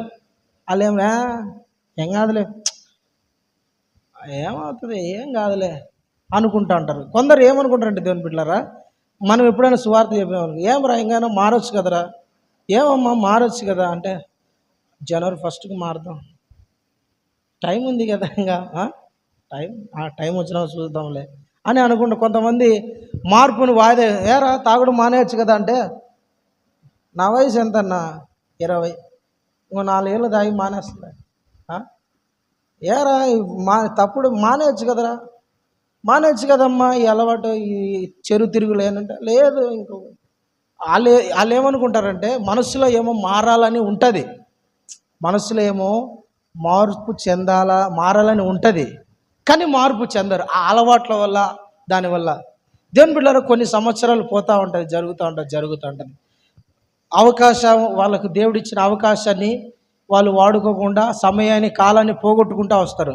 అయితే మార్పుకు ఈ వ్యక్తికి మధ్య ఒకటి ఉంటుంది. ఏం చెప్పండి? ఆ వ్యక్తి మారడానికి, ఆ వ్యక్తి లేదంటే వచ్చే నెల మారుతాను అనుకుని తీర్మానం తీసుకున్నాడు. వచ్చే నెల తాగుడు వదిలేస్తా అనుకున్నాడు. వచ్చే నెల లేదంటే ఈ తప్పు వదిలేస్తా, ఈ దొంగతనం వదిలేస్తా, ఏదైనా అనుకున్నాడు. రేపు నెల 10వ తారీఖున నేనేం మానేస్తా అనుకొని తీర్మానం తీసుకొని ఉన్నాడు. ఈ 10వ తారీఖున మార్పుకు మధ్యలో ఒకటి ఉంది. ఏం తెలిసిన? మరణము. మరణం ఒకటి ఉంది. ఆ మరణము, సరేలే నువ్వు 10వ తేదీ వరకు తీర్మానం తీసుకున్నావు కదా, నేను 10వ తేదీ వరకు వెయిట్ చేస్తలే అన్నది మరణం. అనే వరకు వెయిట్ చేయదు. పోతా ఉండగానే ఏదో ఒక యాక్సిడెంట్ అయి చనిపోవచ్చు. మరణం ఎవరికి ఎట్లా వస్తుందో తెలియదు. రేపు మార్తంలే అనుకుంటే ఈరోజు రాత్రే చనిపోవచ్చు. రేపు మార్తంలే, రేపు సరి చేసుకుందాంలే అనుకుంటే ఈరోజు నైటే చనిపోవచ్చు. మరణం ఎవరికి ఎప్పుడు వస్తుంది? మరణము చెప్పిరాదు. ప్రభు రాకడకు సూచనలు ఉన్నాయి, కానీ మరణానికి దేవుడు నీకు ఇచ్చిన కృపను నువ్వు కరెక్ట్గా వాడుకోకపోతే, దేవుడు నీకు ఇచ్చిన అవకాశాలను కరెక్ట్గా వాడుకోకపోతే మరణం ఒకటి ఉంది. దేవుని బిడ్డలారా, ఆ మరణం వెంటాడుతూ ఉంటుంది ప్రతి మనిషిని. నేను మళ్ళీ మారుతాను, మళ్ళీ వదులుకుంటాను అలవాట్లు, మళ్ళీ చూసుకుంటాలి అనుకుంటే మళ్ళకు మధ్యలో ఒకటి ఉంది మరణం అనేది. నువ్వు మారుతావు కరెక్టే, మార్పు చెందాలని ఆశ కూడా ఉంది, కానీ మరణం నిన్ను వదిలిపెట్టదు. అందుకని వాక్యములు అపోస్తుడైన పౌలు ఏం చెప్పాడు? నేడే రక్షణ దినము, ఇదే అనుకూల సమయం, నేడే రక్షణ దినం, ఈరోజే ఇదే నీకు రక్షణ దినం. ఇది దాటిపోతే దొరకదు, రాదు. కాబట్టి ఈ దినమందే మార్పు చెందాలంట. కొంతమంది దేవుని కృపను ఉపయోగించుకోరు, వాడుకోరు. ఏం కాదులే, చూద్దాంలే అన్నట్లుంటారు. ప్రైజ్ ద లార్డ్, హల్లెలూయా. కొంతమంది ఉంటారు, ఇంకొక బ్యాచ్, ఇదొక రకమైన బ్యాచ్. అన్యజనులేమో మనం సువార్త చెప్పి, అయ్యా ఇది తప్పు, నేను ప్రకటిస్తున్న యేసు ప్రభు నిజమైన దేవుడు, రండి రక్షణ పొందండి, మారు మనసు పొందండి, ఈ దినమే పాపాలు ఒప్పుకోండి, మీ పాపాలు క్షమిస్తాడు, యేసుక్రీస్తు నిజమైన దేవుడు. ఎవరైతే ఆయన సన్నిధిలో పాపాలు ఒప్పుకుంటారో వారి పాపాలన్నీ క్షమించి ఆయన నిత్య జీవాన్ని ఇస్తారని చెబుతాం. కొందరు వినరు, దేవుని ఇచ్చిన కృపను వాళ్ళు ఉపయోగించుకోరు. అది వాళ్ళకే జవాబు. మరణించినారా డైరెక్ట్ ఆడిపోతారు, వాళ్ళు పాతాళానికి వెళ్ళిపోతారు. అయితే ఇంకొక బ్యాచ్ ఉంది. ఈ బ్యాచ్ ఏంటంటే, జాగ్రత్త వినండి, దేవుని వాక్యాన్ని జాగ్రత్తగా వినండి. సువార్త వింటారు, వాక్యం వింటారు, చర్చికి వస్తారు, ఆరాధనలో పాల్గొంటారు, కానుకలు ఇస్తారు, చర్చిలో అప్పుడప్పుడు పనులు కూడా చేస్తారు. బాప్తిస్మం ఎప్పుడు తీసుకుంటావు అని అడుగుతాం. పాస్టయ్య, స్కూలు పరీక్ష అయిపోతానే తీసుకుంటాను. నిన్న ఒక ఆమెను అడిగిన, ఏమ్మా బాప్తిస్మం తీసుకోవచ్చు కదా నాన్న అంటే, నాకు చదువు అయిపోతానే తీసుకుంటానండి. Okay good. ఇంకొక ఆయన అడిగిన, ఏం బాప్తిస్మం తీసుకోవచ్చు కదా, ఆయన సేమ్ మార్పు వచ్చినా తీసుకుంటాను. కొంతమంది బాప్తిస్మం తీసుకోవచ్చు కదా, పాపాలు క్షమించబడతాయి, మందిరానికి బాగా వస్తాను, పాటలు పాడుతాను, అన్నీ వదిలేసుకున్నావు, ఓకే గుడ్, అన్నీ చేస్తున్నావు, బాప్తిజం అనేసరికి మా ఆయన ఒప్పుకోడు, మా అమ్మ ఒప్పుకోదు, మాకు ఉద్యోగం రాదు, మాకు నాకు ఒక ఆమె అంటది, నా కూతురికి పెళ్ళి కాదు పాస్టయ్య. ఏమ్మా నీ కూతురు మగ ఆడ కాకుండా ఏమైనా ఉందా? కాదు కదా. అట్లుంటే కాదులే అనుకోవచ్చు. నా కూతురు పెళ్ళి కాదు. ఎందుకు పెళ్ళి కాదన్న? లేదు పాస్టయ్య, మా మా మా మా కులస్తులు వాళ్ళు ఒప్పుకోరు పాస్టయ్య. ఈ పాప ఏమో నేను బాప్తిజం తీసుకుంటా, లేకుండా నువ్వు నన్ను చంపుతావా, నేను నరకాను. ఈ పాప ఇక్కడ కాదు, వేరే ఊరిలో. నేను బాప్తిజం తీసుకోవాలి, నీ పాప పట్టింది. వాళ్ళమ్మ ఏమంటుందంటే, వద్దు పాస్టయ్య, బాప్తిజం వద్దు, ఇప్పుడే వద్దు, పాప ఇంకా చదువుకోవాలా, ఇంకా 4 ఏళ్ళు పోవాలా, పెళ్ళి చేసుకున్నాక పెళ్ళికి తీసుకుంటుందిలే, పెళ్ళి అయిపోయినాక తీసుకుంటుందిలే. ఓకే, ఈ పాప ఏమో తీసుకోవాలన్న తప్పల. దేవుని బిడ్డలారా, కొంతమంది అట్లా వాయిదాలు వేసుకుంటూ వస్తారు. కొంతమంది రేపు తీసుకుంటాంలే, జనవరి 1కే తీసుకుంటారు అని తీర్మానం చేసుకున్నాం. జనవరి 1 లోపల చచ్చిపోతే, జనవరి 1 లోపల మరణిస్తే పెళ్ళికి తీసుకుంటా అన్నావు, పెళ్ళి లోపల మరణం రాదని నువ్వు గ్యారంటీ ఇవ్వగలవా? ఉద్యోగం తర్వాత తీసుకుంటాను, ఉద్యోగం తర్వాత నువ్వు మరణించవని గ్యారంటీ ఇవ్వగలవా?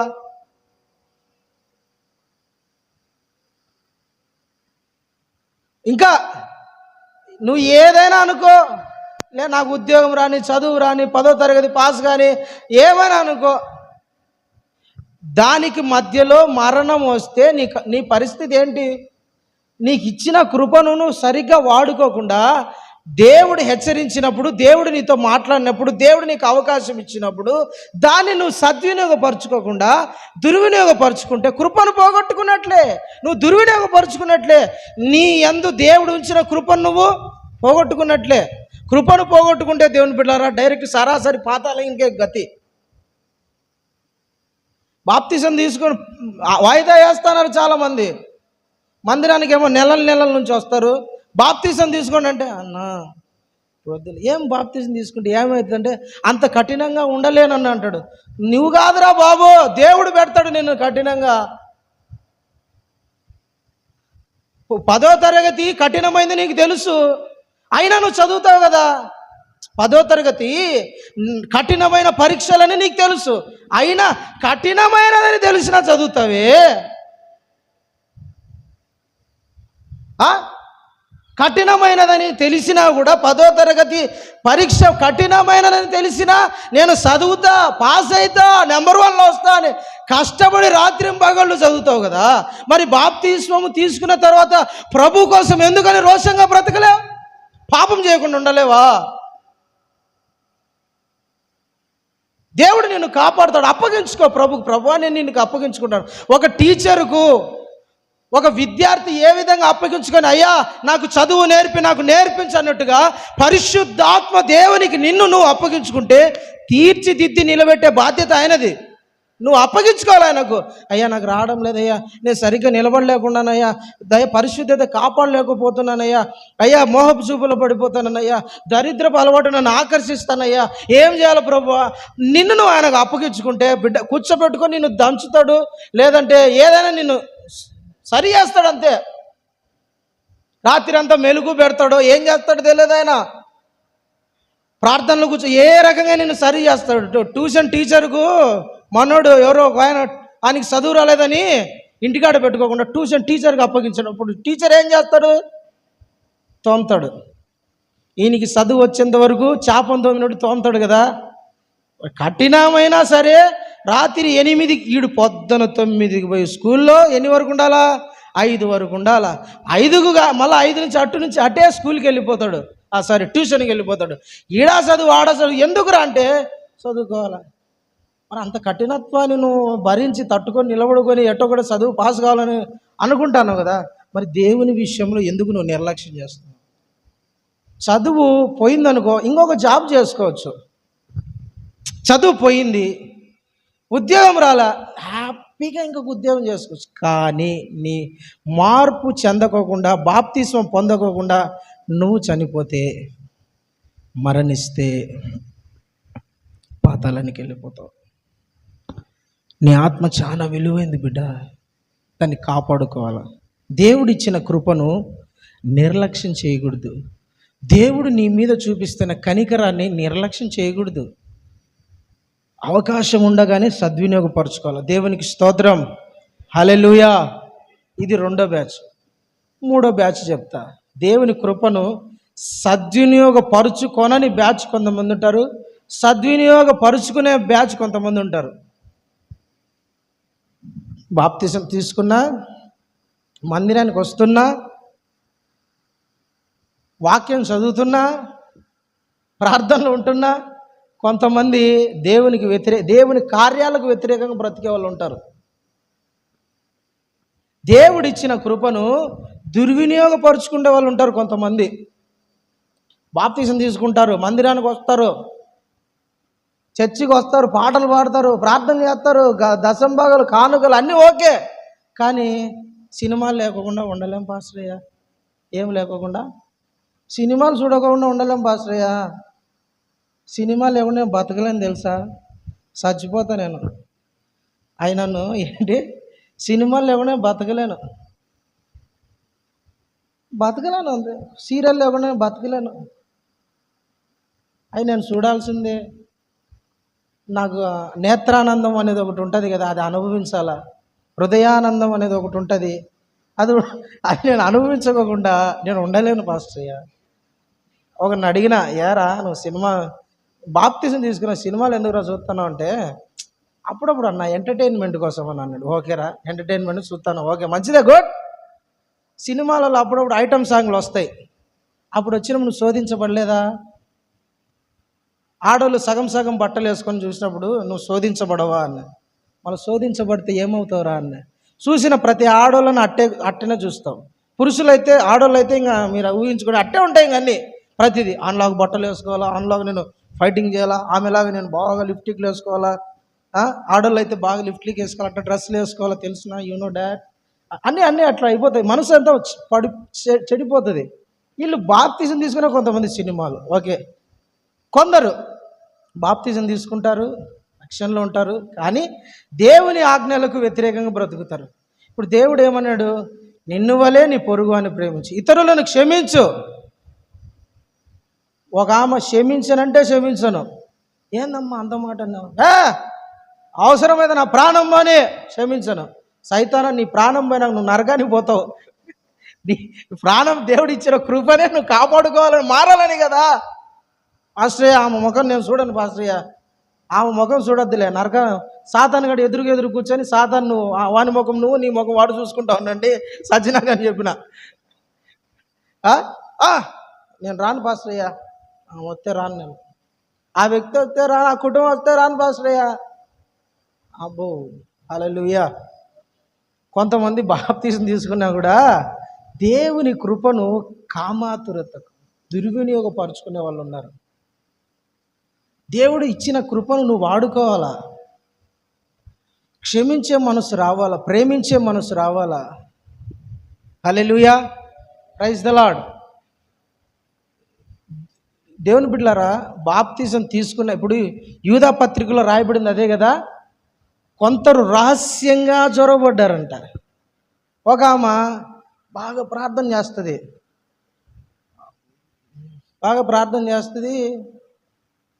ఆరాధనలో బాగా ఎగురుతా, గంతులేస్తా, బాగా అన్నీ బాగుంటాయి, బాగా ప్రార్థన చేస్తుంది,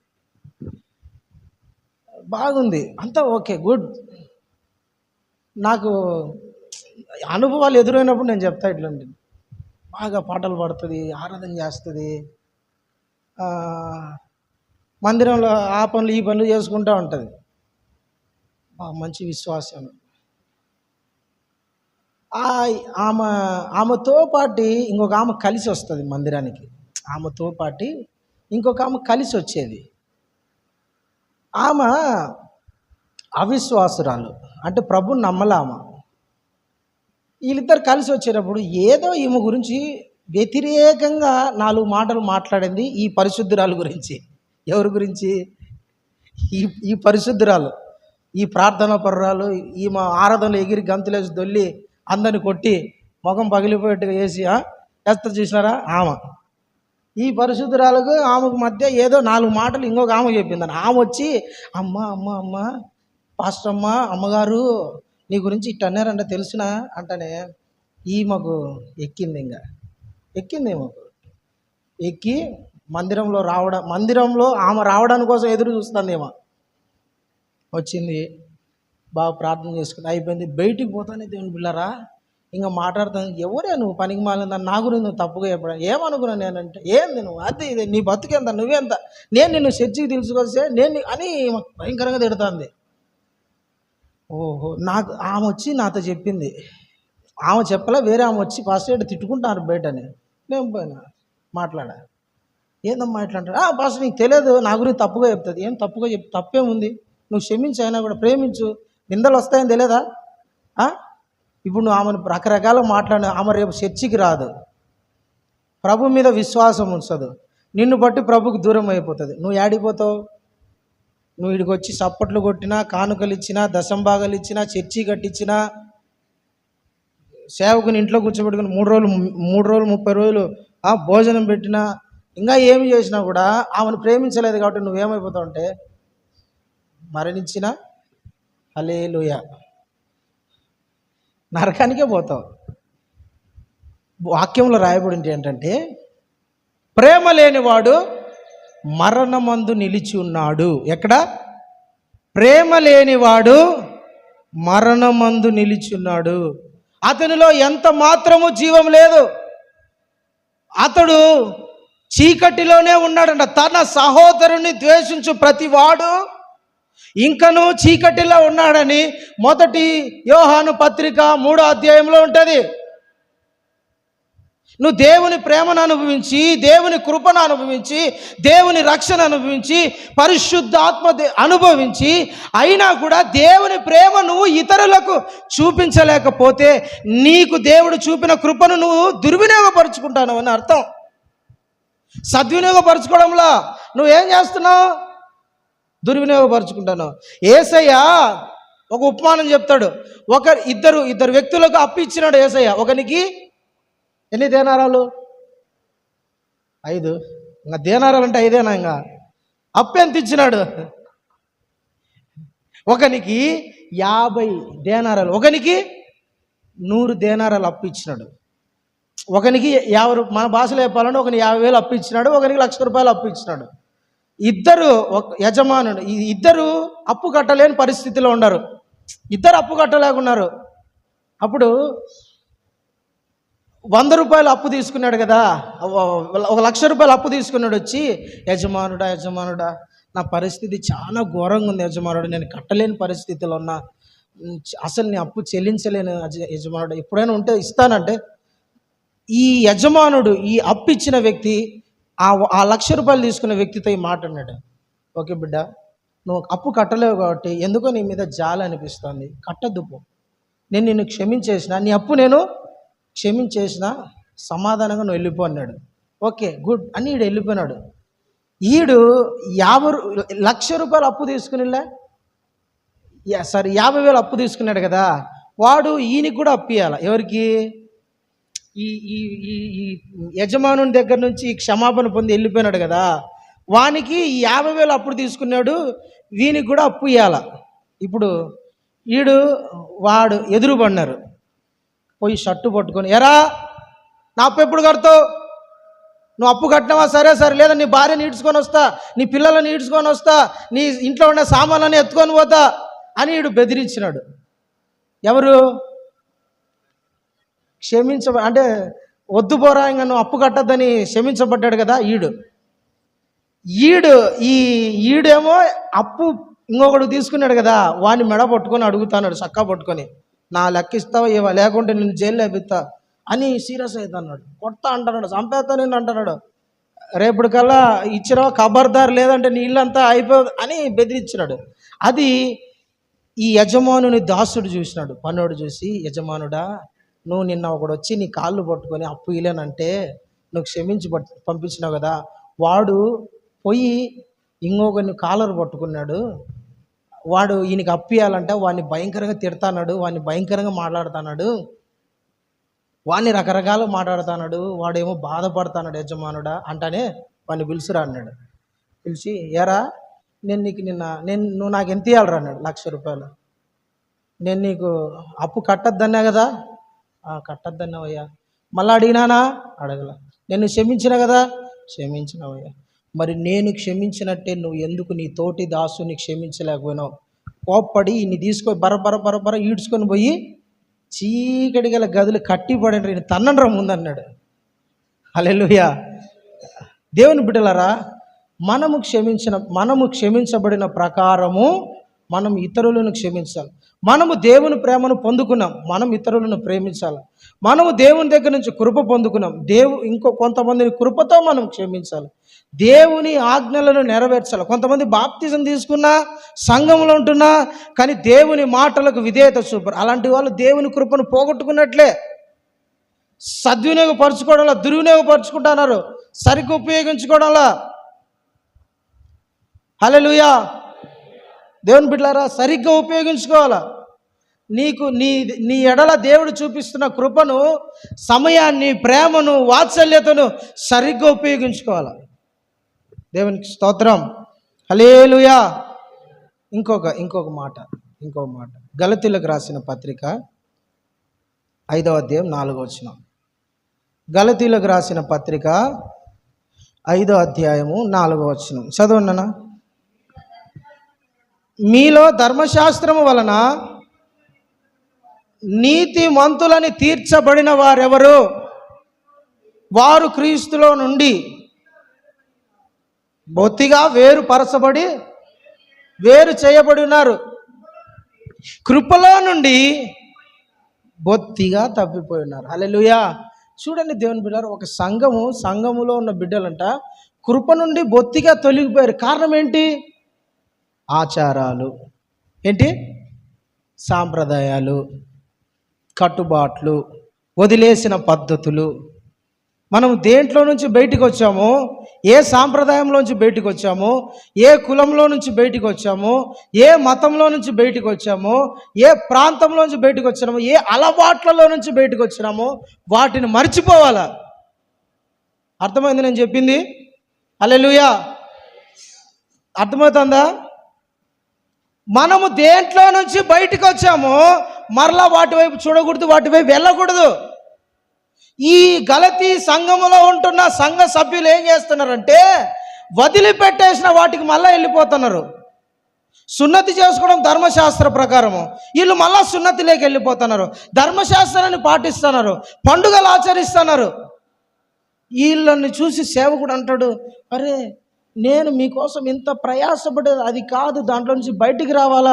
మీరు ప్రభు రక్తం చేత కొడబడిన వాళ్ళు, మీరు స్వతంత్రులు, మరలా మీరు దాంట్లో ఉండాలని, పాత ఆచారాల వైపు వెళ్ళిపోవాలని కోరుకుంటారు. ఎందుకని? మీరు అట్లా వెళ్ళిపోతే కృపలో నుంచి తొలగిపోయినట్లు బిడ్డలారా అని దేవుడు వీరి విషయమై సేవకుడు వీళ్ళ విషయమై బాధపడుతున్నాడు. గుర్తుపెట్టుకోండి, ఏ క్రైస్తవుడైతే మారు మనసు పొంది బాప్తిసం పొంది సంఘములో చేర్చబడి ఉంటారు, నా వైపు చూస్తానండి, సంఘములో చేర్చబడి ఉంటారు, సంఘములో సభ్యులై ఉంటారు, వాక్యము వింటా ఉంటారు, బాప్తిసం తీసుకున్నారు. ఆ వ్యక్తులు ఇంకా పాత ఆచారాలు, వదిలివేసిన పాత ఆచారాలు వైపు వెళ్ళిపోకూడదు. దాని వైపు మనం మరలకూడదు. ఆ కట్టడల వైపు మరలా మనం చూడకూడదు. కొంతమంది నాకు మొన్న ఒక పెళ్లి సంబంధ విషయంలో మాట్లాడుతా నాది వేరే పెళ్లి సంబంధ విషయాలు మాట్లాడుతా అన్నీ మాట్లాడిన తర్వాత ఫోన్ చేసి, మరి అమ్మ నేనన్నా వాళ్ళ కొడుకు సంబంధం కాదు, నాకు ఫోన్ చేసినాడు. సరే ఎవరైనా సేవకులు ఉంటే చెప్దాంలే, మంచి విశ్వాసి కావాలన్నారని సర్లే చెప్తాను. ఫోన్ చేసి, అయ్యా మంచి పాప ఉంటే చూడండి అయ్యా, ఓకే. ప్రార్థన పరురాలు కావాలన్నా అన్నా, ఓకే. బాగు చూసుకోవాలా అన్నాడు, ఓకే. అంతా ఓకే. అంతా అనిన తర్వాత నేను ఒక రాయి వేసిన, ఎవరైనా పర్వాలే కదా అని. ఇక్కడ ఎవరైనా ఎట్టయితుందయ్యా, మా కులపోలే కావాలని పట్టినాడు. ఎవరు కావాలంట అలాగరే ఎవరు కావాలంట? మా కులపు వాళ్ళే కావాలంట. నేను అన్నా, ఎందుకు? మనం ప్రభువులో రక్షించబడ్డాం కదా, ఎందుకు అయ్యగారు? లేదయ్య గారు, ఎవరైనా చూస్తే మా కులం వాళ్ళు ఏమనుకుంటారు? ఏమనుకుంటారు? ఆ, ఏం ఏమనుకుంటారు? వాళ్ళు చిన్న చూపు చూడరా, వాళ్ళు తక్కువ చూపు చూడరా, పలానోళ్ళు ఈడేంద్ర కుల అనుకోరా అని ఇన్ని మాట్లాడతారు అయ్యగారు అని. నేనన్నా మరి దేవుడు బాధపడితే అన్నా, ఆ దేవుడు బాధపడలేడు, బాధపడితే అన్నా, బాధపడితే మరి ఎట్ట చేయాలి అయ్యగారు అన్నా. అందుకనే ఎవరైనా ఏ కులమైనా పర్వాలే, మంచి ప్రార్థన పరురాలు ఓకే చెప్పు, హ్యాపీ, నాకు నా కులమే కావాలని అనుకో, నీ యందు దేవుడు చూపిన కృపను నిరార్థకం అయిపోతుంది. దుర్వినియోగపరుచుకున్నట్లే. సంఘంలో నువ్వు చీలికలు తీసుకొస్తున్నావు కాబట్టి, సంఘంలో నువ్వు వ్యతిరేకత కోరుకుంటున్నావు కాబట్టి, నీ కులమే అని కోరుకుంటున్నావు కాబట్టి నీకు దేవుని కృప పోతుంది. జాగ్రత్త. చాలా మంది సంఘంలోకి వచ్చిన మా కులమే బాసయ్యా, నీ కులము నువ్వు ఇద్దరు నరకంలో ఉంటారు. జాగ్రత్త. ఎవరెవరు? నీ కులము నువ్వు ఇద్దరు నరకంలో ఉంటారు.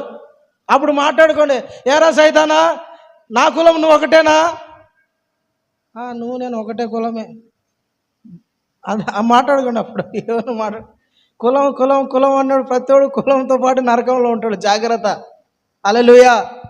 కొంతమంది ఆచారాలు అవి ప్రభువులేకొచ్చినా మానరు, ప్రభువులేకొచ్చినా కూడా వదిలిపెట్టరు, అటని మర్చిపోరు. అస్సలు మర్చిపోరు, వదిలేరు ఇంకా దాంట్లోనూ. అదే ఇంకా పట్టుకొని మా కులమే మా కులమే మాదే మేదే. ఒకడిని అప్పుడు నాతో తిప్పుకుంటాను, ప్రార్థన పోతే వస్తాను. యాడిపోయి కూర్చున్నా కూడా ఒక 5 నిమిషాలు బాగుండి అన్నీ మాట్లాడి ఏ కులం అన్నా మీద అంటాడు. నాకు ఏంద్రేడు ఇట్ట అడుగుతున్నాడు, ఆ కులంతో నీకేం పని అన్నా, వాళ్ళతో నీకేం లేదులే పాస్టర్ తెలుసుకుందాంలేనే. ఏం తెలుసుకుంటావు చెప్పు, వాళ్ళతో ఆ కులంతో నీకేం పని? యాడిపో. ఈ దరిద్రం ఒకటి ఉంటుంది కొందరికి, యాడిపోయినా కూడా దరిద్రం కొందరికి. యాడిపోయినా నీ కులం ఏందయ్యా, వాళ్ళ కులంతో నీకేం పని? అవసరం అసలు? ఆ దరిద్రం నీకు అవసరమా? ఆ కులపోడు అంటే ఈడు నాది ఇంత పెద్దది, నేను ఇంత గొప్ప అని చెప్పుకోలేడు. ఈమె అవసరమా నీకు? అది నీ రక్షణ గురించి చెప్పు, నీ సాక్ష్యం గురించి చెప్పు. ఆ దరిద్రం నుంచి ఏ విధంగా బయటికి వచ్చి 10 మందికి నేను సాక్షికరంగా బ్రతుకుతానని చెప్పు. అదిలా మా ఇంట్లో అంత తాగుడుపోతలు తెలుసా, ఇంత తిరుగుబోతలు తెలుసా, ఇంత పనికిమాలలు తెలుసా, ఇంతమంది మా పెద్ద కులం ఇంతమంది బాంబులు వేసి చంపినారు తెలిసిన, ఆ నువ్వు చంపకపోయి 10 మందిని నరకానికి పోతావు. హ్యాపీగా పోతుంది దరిద్రం ఆడికి. అయ్యగారు పోతుంది ఆడికి దరిద్రం. హల్లెలూయా. మానరు, కొంతమంది మారరు. అది మానాల. వాటి నుంచి ఇదే కాదు, చాలా ఉన్నాయి దేవుని బిడ్డలారా. ఆచారాలు, సాంప్రదాయాలు, పట్టింపులు, వీటి నుంచి బయటికి వచ్చేయాలి. మందిరానికి వస్తూ ఉన్నప్పుడంట ఒక వేరే పాస్టర్ గారు చెప్తానన్నారు నాకు. మందిరానికి వస్తూ ఉన్నప్పుడు బాగా రెడీ, మందిరానికి వచ్చేటప్పుడు కరెక్ట్గా మందిరానికి వచ్చేటప్పుడు అంట బండ్లో నుంచి భార్య భర్తలు ఇద్దరు కొంచెం ముందుకు వచ్చి వాళ్ళ ఇండ్లు దాటి కింద పడ్డారు. కింద పడతానే సరాసరి వెనక్కి వెళ్ళిపోయి ఇంట్లో కూర్చున్నారంట. ఈ పాస్టర్ ఏందబ్బా పలాను, అందరూ చూస్తారు కదా, ఏ కుటుంబం రాలే, ఏ వ్యక్తి రాలని గమనిస్తాడు. ఆ వ్యక్తి రాకపోయేసరికి ఫోన్ చేశాడు సాయంత్రం. ఏం బ్రదరు ఎందుకని మందిరానికి రాలేదంటే, ఏం లేదన్నా, ఇంట్లో నుంచి బయటకు వచ్చిన రెడీ నేను మా భార్య కొంచెం దూరం వస్తానే బండ్లో నుంచి కింద పడిపోయినాము. పడతానే అక్కడ ఉండే వాళ్ళంతా ఎనికెళ్ళిపో ఎట్ట పోకూడదు మళ్ళీ ముందుకు అంటున్నారన్న. ఏదో మొత్తానికి చెప్పినాడు, ముందుకు పోకూడదు, వెనక్కి పో, నేను కూర్చొని ఒక నీళ్లు తాగి ఇంకేమైనా తాగి ఇంటికి మళ్ళీ పో అన్నాడంట. ఆడు ఎట్టా వచ్చినాం కదా అని 1 గంట లేట్ అయిందంట, కూర్చున్నాడు. ఇంకా అయిపోయిందంట, మందిరం రావడానికి మానేశాడు. హల్లెలూయా. ఇవన్నీ అసలు అవసరం ఆ క్రైస్తవులకు? వదిలేసినవన్నీ అవన్నీ మనము బాప్తిస్మంలోనే ఏమైపోవాలా, సమాధి అయిపోవాలా. కానీ కొంతమంది వాటిని మరలా ఆచరించడం. నీ యందు దేవుడు చూపుతున్న కృపను నువ్వు పోగొట్టుకోకూడదు. నీకు ఇచ్చిన కృపను నువ్వు సరిగ్గా వాడుకోవాలి. హల్లెలూయా. దేవునికి స్తోత్రం. కొంతమంది ఇట్లా పోగొట్టుకుంటున్నారు. దేవుడిచ్చిన నేను ప్రత్యేకించబడిన వాడిని, ప్రత్యేకించబడిన దానని, నేను ప్రభు రక్తంతో కొనబడిన, నేను ప్రత్యేకమండి, లోకంతో నాకు కులానికి సంబంధం, నేను ప్రత్యేకించబడిన అని చెప్పుకోవడానికి సిగ్గు కొంతమంది. దేవుడు నిన్ను ప్రత్యేకంగా బ్రతుకురా నాయన, నిన్ను లోకంలో నుంచి వేరుపరిచిన, సపరేట్ చేసిన, లేదు నేను దాంట్లోనే ఉంటా. ఉండు, ఎవరు చేసుకోండి. దేవుని బిడ్డలారా, దేవుడు మనల్ని ప్రత్యేకించి సపరేట్ చేశాడు లోకంలో నుంచి. లేదు నేను మళ్ళీ ఆ బుడదలోనే పొల్లుతాను. పొల్లుకో, నిన్ను గొర్రెపిల్లలాగా చేయాలని పంది పిల్లలాగా ఉంటా అంటే ఎవరేం చేస్తారు చెప్పు? నిన్నేమో దేవుడు గొర్రెపిల్లలాగా చేసి నిలబెట్టాలని నేను పంది పిల్లలాగానే ఉంటా అంటాడు ప్రభు. సరే ఉండ అంటాడు. ఎన్ని రోజులని దేవుడు తెచ్చి కడగాలి చెప్పు? లేదు పంది పిల్లలాగా సారి బుడదలోకి వెళ్ళిపోయి పొర్లి బాగా హాయిగా హ్యాపీగా ఉంది. అది పెంటలో తిరుగుతుంది, కాలువలో పొల్లాడుతుంది, ఎక్కడ మురికి నీళ్ళు ఉంటే ఆడ పొల్లాడుతూ ఉంటుంది. దానికి అదే పని. గొర్రె పిల్లనుకో అసలు పోదట్లా, నీట్గా ఉంటుంది. మేక కూడా ఉండదు, మేక కూడా ఎట్లా పడితే అట్లా ఉంటుంది. కానీ గొర్రె పిల్లనే నీట్గా ఉండడానికి, కాపాడుకోవడానికి చూస్తుంది. పంది పిల్లలాగా ఉండాలనుకుంటే పంది పిల్లలు కృప పోగొట్టుకుంటారు. అటు సంఘంలో మనం అట్లా ఉండకూడదు. హల్లెలూయా, దేవునికి స్తోత్రం. కాబట్టి దేవుని బిడ్డలారా, లోకంలో నుంచి మనం బయటికి వచ్చాం. ఇంకొక విషయం, యాకోబు పత్రిక 4వ అధ్యాయము 6వ వచనం చదవండి. యాకోబు పత్రిక 4వ అధ్యాయము 6వ వచనం చదువునానా? చదువు. 4వ అధ్యాయము 6వ వచనం. ఆయన ఎక్కువ కృప, 4వ అధ్యాయం 6వ వచనం అదేనా? ఆయన అదే ఎక్కువ కృపనిచ్చును, అందుచేత దేవుడు అహంకారులను ఎదిరించి దీనులకు కృప అనుగ్రహించును. హల్లెలూయా. చాలు దేవుని బిడ్డలారా. ఇప్పుడు కృప ఎవరికి దొరుకుతుంది? దీనులకు దొరుకుతుందన్న, దీన మనస్సు గల వారికి దొరుకుతుందన్న. దేవుని సన్నిధిలో ఎట్లుండాలా? దీనుడిగా ఉండాలా. దీనంగా ఉండే వాళ్ళకు దేవుడు కృపనిస్తాడు. గర్వపడినామంటే కృప పోగొట్టుకుంటాం, నిరార్థకం అయిపోతుంది. గర్వపడకూడదు దేవుని సన్నిధి. దీనంగా ఉండాలంటే ఎట్లుండాలా? దీనుడు, దీనుల ఎడల దేవుడు కృప చూపువాడు, దీన మనస్సు కలిగి ఉండాలా. హల్లెలూయా, హల్లెలూయా. దీన మనస్సు ఎవరైతే దీనుడు అంటే, దీనుడు అన్న సాత్వికుడు అన్న ఇంచుమించు ఒకటే పర్యాయ పదాలే. దీనుడు అన్నా కూడా సాత్వికుడు అన్నా కూడా పర్యాయ పదాలే, రెండు ఇంచుమించు ఒకటే పదాలే ఉంటాయి. దీన మనస్సు కలిగి ఉంటంట దీనుల ఎడల దేవుడు కృప చూపిస్తాడు, గర్విష్ఠులైన ఆయన ఎదిరించుతాడని ఉంటుంది. హల్లెలూయా. దేవుని బిడ్డలారా, దేవుని దగ్గర మనం ఎట్లుండాలంటే దీన మనస్సు కలిగి ఉండాలంట. సరే ప్రభువా, ఓకే ప్రభువా, లోపడతానయ్యా, మాట ఏంటో ప్రభువా, సరి చేసుకుంటా ప్రభువా, సరే ప్రభువా అంటారు చూసినావా? చేస్తానయ్యా, సరే ప్రభువా చేస్తాను, ఓకే ప్రభువా ఎవరైతే ఆ మాట అంటారో వాళ్ళ మీద దేవుడు కృప చూపుతాడు. దీన మనసు. కొంతమంది చూడండి, చాలామంది చాలా దీనంగా ఉంటారు. స్కూల్లో పిల్లలు అమాయకంగా ఉంటాడు, చూస్తే ఆయన దగ్గర పిలుచుకొని టీచరు దగ్గర పిలుచుకొని ఆయన చాక్లెట్ ఇచ్చి, ఎరా అంత అమాయకంగా ఉన్నావు, ఎట్రా ఇట్లయితే ఎట్ట బతుకుతావురా అంటారు కదా. ఎంత ఇట్లా అమాయకంగా ఉంటే ఎట్రా నువ్వు అని దగ్గర తీసుకొని చాక్లెట్ ఇచ్చి, అటు ఉండకూడదు నాన్న. లేదు మేడం అట్టు ఉంటారు. దీనత్వం, అమాయకంగా ఉంటారు సిస్టమా. గర్వంగా ఉండే ఇట్రారా అంటే ఏం మేడం ఏం చెప్పు అంటే, ఎందుకు వాళ్ళకు 2 ఏట్లు వేసి ఏంద్ర అట్ట చూస్తాను, 2 ఏట్లు వేసి పగలు కొట్టి మేడం పిలిచిన వెంటనే మేడం మేడం మేడం చెప్పండి మేడం అన్నీ వచ్చిన వెంటనే వాళ్ళకు కృప దేవుడు అట్లా పోలుస్తాడు. ఎవరైతే దేవుని సన్నిధిలో దీనత్వము కలిగి ఉంటారో దేవుడు వాళ్ళ మీద కృప చూపుతాడంట. దేవునికి స్తోత్రం, హల్లెలూయా. దేవుని సన్నిధిలోకి వచ్చేసరికి మనం దేవుని సన్నిధిలోనే కాదు, ఇంట్లో కూడా మనం దీనులుగా ఉండాలి, వీధిలో కూడా మనము దీనులుగా ఉండాలి. అమాయకులుగా ఉండాలనుకోండి, ఏమి తెలియనట్లుగా ఉండాలి. ఎట్లుండాలా? వాళ్ళ మీద దేవుడు కృప చూపుతాడు. గర్వముగా ఉన్నామనుకో అంచేస్తాడు. దీనంగా ఉన్నామనుకోండి దేవుడు పైకి లేపుతాడు. హల్లెలూయా. చాలామంది గర్వపడి కృపను పోగొట్టుకుంటున్నారు, హెచ్చించుకొని కృప పోగొట్టుకుంటున్నారు. అట్లుండకూడదు. మనం దీన మనస్సు కలిగి ఉండాలి. ఆఖరిగా ఒక మాట, 2 మాటలు చెప్పి నేను ముగిచేస్తాను దేని బిడ్డలారా. హెబ్రీ పత్రిక 2వ అధ్యాయము 12వ అధ్యాయం 6వ వచనాన్ని ఒకసారి, 6 కాదు 16వ వచనాన్ని ఒకసారి చదవండి. ఒక్క పూట కూటి కొరకు తన జ్యేష్ఠత్వపు హక్కును అమ్మివేసుకొనిన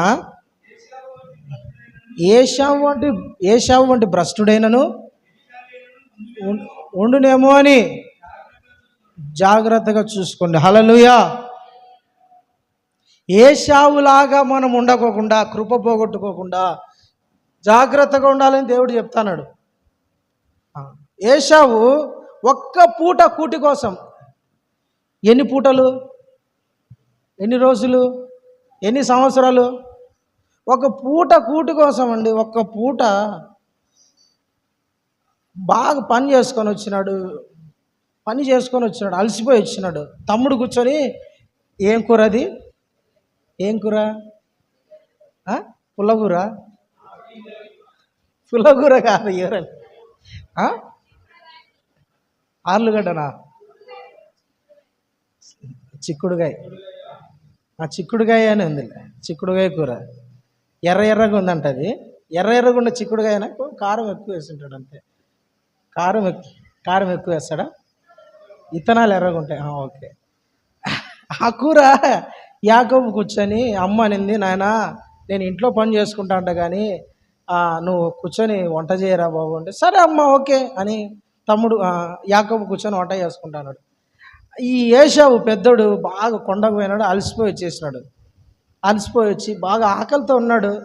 వచ్చినాడు, ఏంద్రా యాకోబు ఏం వండుతాడో? చిక్కుడుకాయ కూర అన్నా, నాకు అన్నం పెడతావా అన్నాడు. యాకోబు ఎప్పటి నుంచో ఒకడు ఎదురు చూస్తున్నాడు, జ్యేష్ఠత్వపు హక్కు నాకు కావాలని. సరే నేను అన్నం పెడతా, కానీ నువ్వు నాకేమి ఇస్తావు అన్నాడు. ఎవరైనా అంతే అడుగుతారు కదా కొంత. నేను సరే అన్నా నీకు అన్నం పెడతా, నువ్వు ఏమి ఇస్తావు అన్నాడు.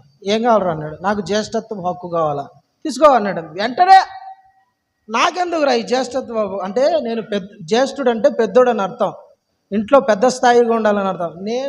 నేను పిల్లకాయ గానిలాగా ఉంటా, నువ్వు తీసుకోరా, నువ్వే పెద్దోనిగా ఉండు, నువ్వే ఏలుపు అని ఇచ్చేసినాడు.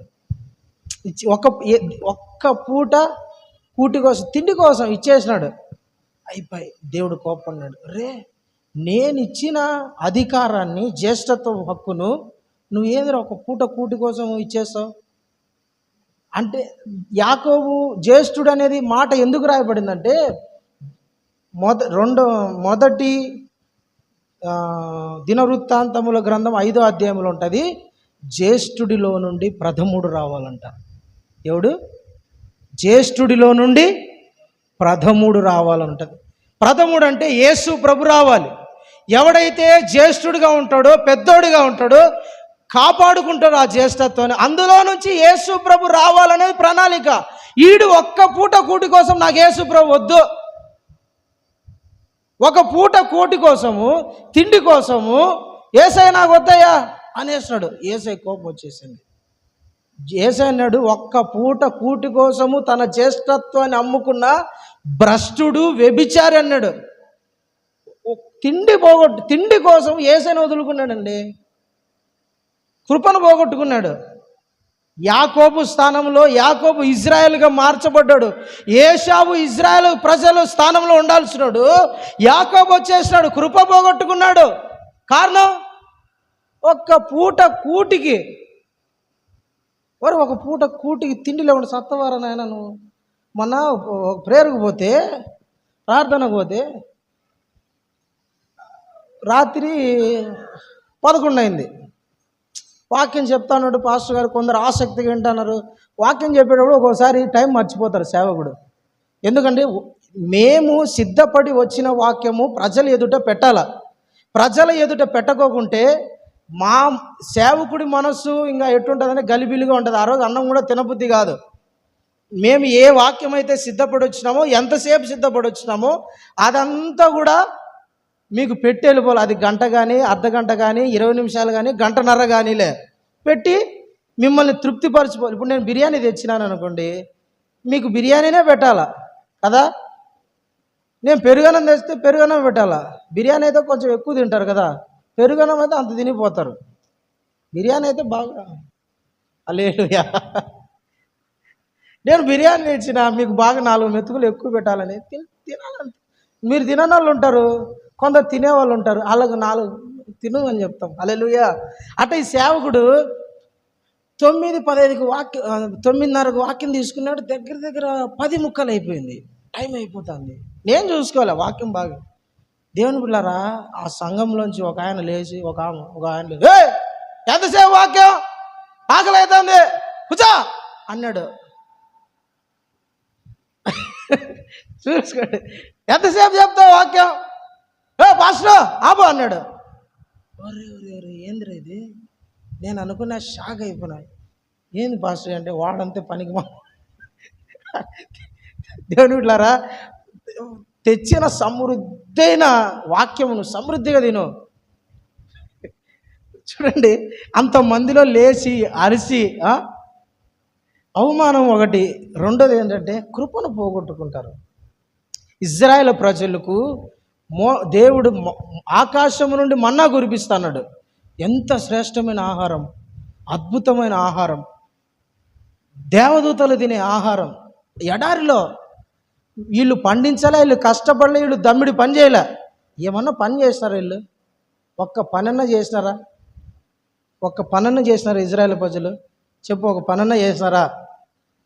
నిర్గమాకాండం నుంచి ద్వితీయోపదేశకాండం, యెహోషువ గ్రంథం అయిపోయేంత వరకు చదువుకోండి. ఒక్క పనన్నా దున్నినారా? ఇత్తనాలు వేసారా? సాగు చేసినారా? నీళ్లు కట్టారా? ఒరే ఏమి చేయలే. వీళ్ళు పడుకొని పొద్దున్న లేసొస్తానే ఆకాశం నుంచి మన్నా మంచు పడినట్టు పడి ఉంటుంది. వీళ్ళు తీసుకొని నీట్గా అట్ట అనుకొని తిన్నవే. వీళ్ళు ఇంకా ఎక్కింది ఏందిరా, ఎప్పుడు మన్నా నాకు మన్నా అద్దేమొద్దు.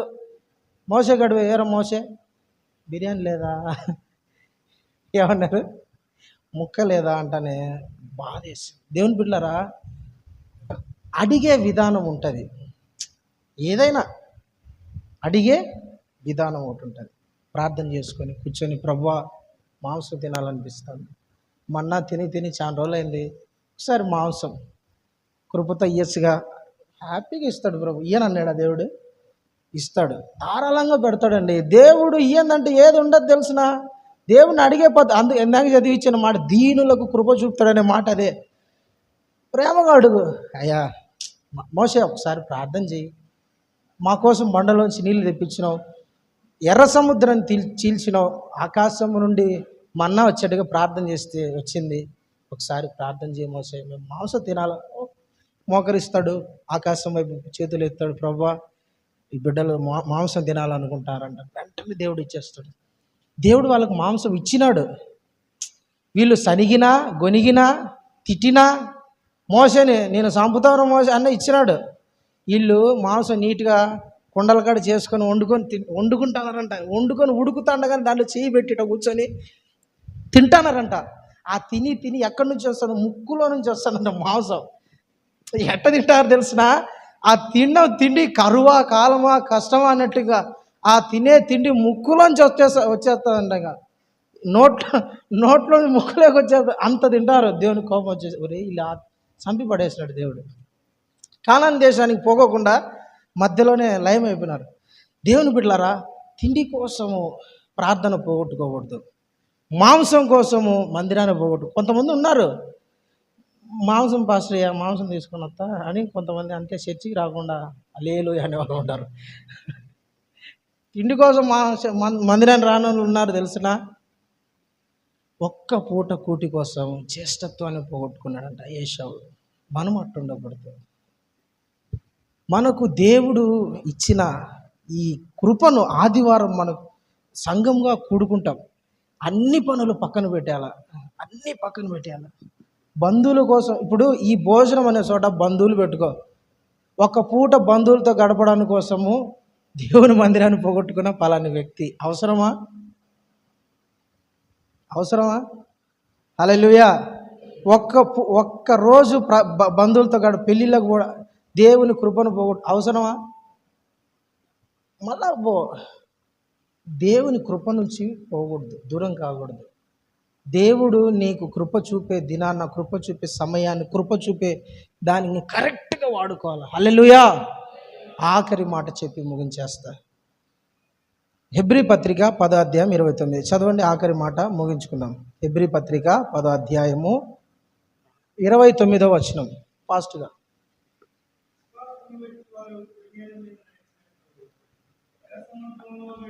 10:29 అయ్యగారు. ఇట్లుండగా దేవుని కుమారుణ్ణి పాదాలతో తొక్కి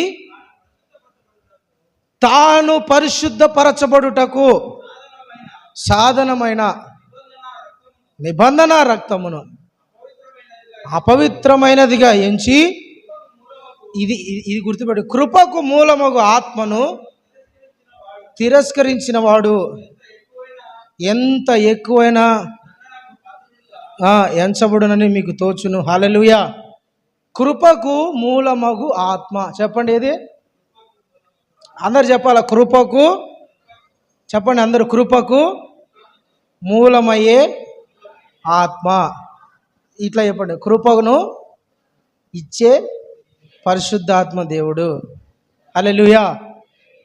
కృపకు మూలమే పరిశుద్ధాత్మ దేవుడు. కృపనిచ్చేదే పరిశుద్ధాత్మ దేవుడు. కృప నీ దగ్గరికి రావాలంటే, కృపను పొందుకోవాలంటేనే పరిశుద్ధాత్మను కలిగి ఉండాల. అర్థమైంది నేను చెప్పింది? కృప, నీవు కృపలో ఉండాలన్నా, కృపలో నిలబడాలన్నా, కృపలో కాచుకోవాలన్నా ముఖ్యము పరిశుద్ధాత్మ దేవుడు. కృపకు మూలమగు ఆత్మను నువ్వు పొందుకోవాలా.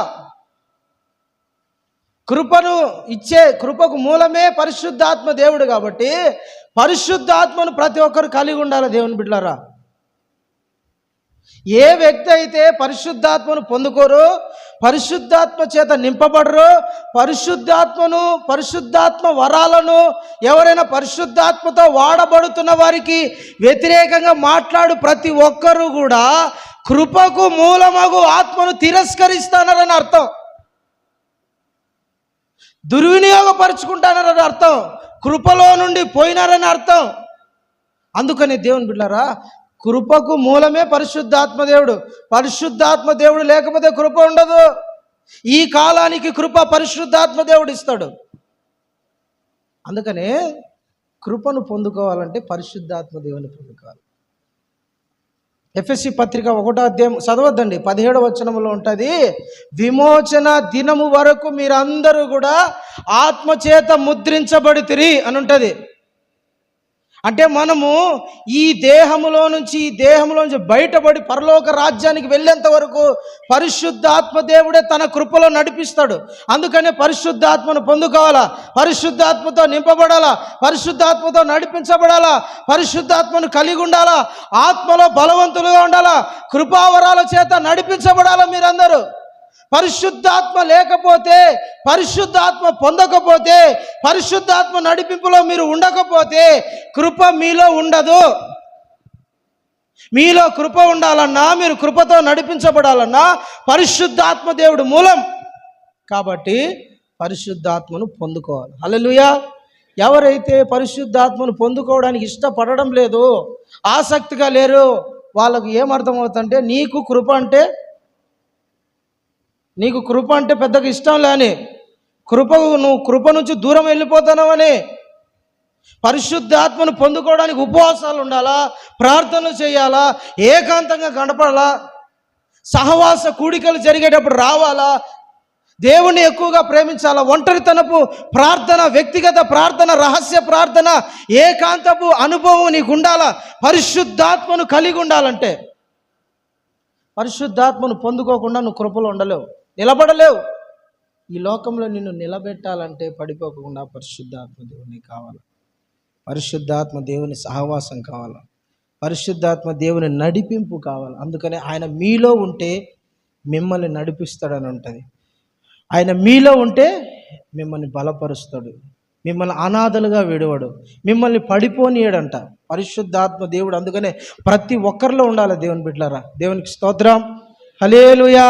బాప్తిస్మానికి తరువాత జరగాల్సింది, మీరు వ్యక్తిగతంగా ఉపవాసం ఉండి ఒంటరిగా ఉండి ఒక రూమ్లో కూర్చొని ప్రార్థన చేయాల. నన్ను ఆత్మతో నింపు ప్రభా, ఆత్మతో అభిషేకించు ప్రభా, ఆత్మతో ముద్రించు ప్రభా, ఆత్మదేవుడా నా మీదికి రండయ్యా, నాలో ఉండండి అయ్యా, నేను నడిపించబడాల ప్రభా, నేను కృపను పొందుకోవాలయ్యా, కృపలో వాడబడాలయ్యా, నీ పరిచర్య చేయాలి, నీకు ఇష్టంగా నేను బ్రతకాలి, ఈ లోకంలో అపవిత్రత లేకుండా పవిత్రంగా బ్రతికేటట్టుగా ఆత్మ సహాయము నాకు కావాలని కృప పొందుకోవాలి, పరిశుద్ధ ఆత్మ చేత ముద్రించబడాలి. లేకపోతే ఈ లోకంలో నువ్వు దేవునికి ఇష్టంగా నడవలేవు, బ్రతకలేవు, జీవించలేవు.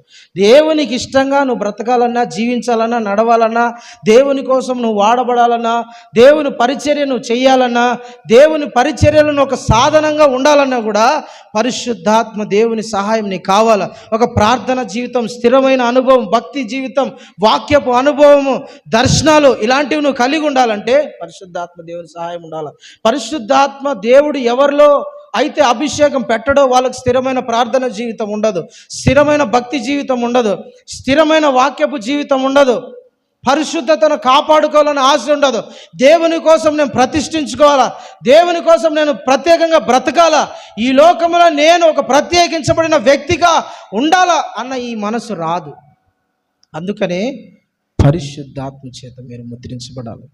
కొంతమంది ఈ కృప నుండి పోగొట్టుకుంటున్నారు. ఆశ లేదు కొందరికి. ఈ ఆశ పరిశుద్ధాత్మ పొందుకోవాలని ఆశ నీలో రావాలా, ఆ తపన ఉండాలి, మంట ఉండాలా. అయ్యా నన్ను అభిషేకించయ్యా, నన్ను ఆత్మతో నింపయ్యా, నేను ఈ లోకంలో నీకోసం సాక్షిగా బ్రతకాలంటే ఆత్మ సహాయం లేకుండా నేను బ్రతకలేను, నీకోసం పవిత్రంగా జీవించలేను. నేను నీకోసం సాక్షిగా బ్రతకాలని సనుగులు, సంశయితులు ఇలాంటివన్నీ ఏవి లేకోకుండా ఒక పవిత్రమైన జీవితాన్ని నేను కలిగి ఉండాలంటే ఆత్మ సహాయం నాకు కావాలి ప్రభువా. నేను నీ కోసం ఏదో ఒకటి చేయాలా, సేవ చేయాలా, ప్రతిష్ఠించబడాలి ప్రభువా. ఆశ నీలో ఉంటే దేవుడు నేను అభిషేకిస్తాడు. ఈ ఆశ లేదంటే నువ్వు కృపనే వద్దంటాను అని అర్థం. కృపనే వద్దంటాను అంటే పరలోకం వద్దని అర్థం. దేవుని బిడ్డలారా, కృపను పొందుకోవడానికి తపన, ఆరాటం ఉండాలి. పరిశుద్ధాత్మను పొందుకోవాలని ఉపవాసాలు ఉండాలి, ప్రార్థన చేయాలా. వ్యక్తిగతంగా రాత్రి పగళ్ళు దేవుని సన్నిధిలో కూర్చొని వాక్యం చదువుతా ప్రార్థన చేస్తా, నన్ను నింపు ప్రభా. ఎప్పుడైతే పరిశుద్ధాత్మ దేవుడు నీ మీదికి దిగొస్తాడో ఈ లోకంలో నువ్వు ఆయనకు సాక్షిగా బ్రతుకుతావు. దేవుని మనసు నీకు వచ్చేస్తుంది. అలాగ మారుటకు దేవుడు మనకు కృప చూపునుగాక, దేవుడు మనకు సహాయం చేయనుగాక. ప్రార్థన చేసుకుందాం దేవుని బిడ్డలారా. అందరూ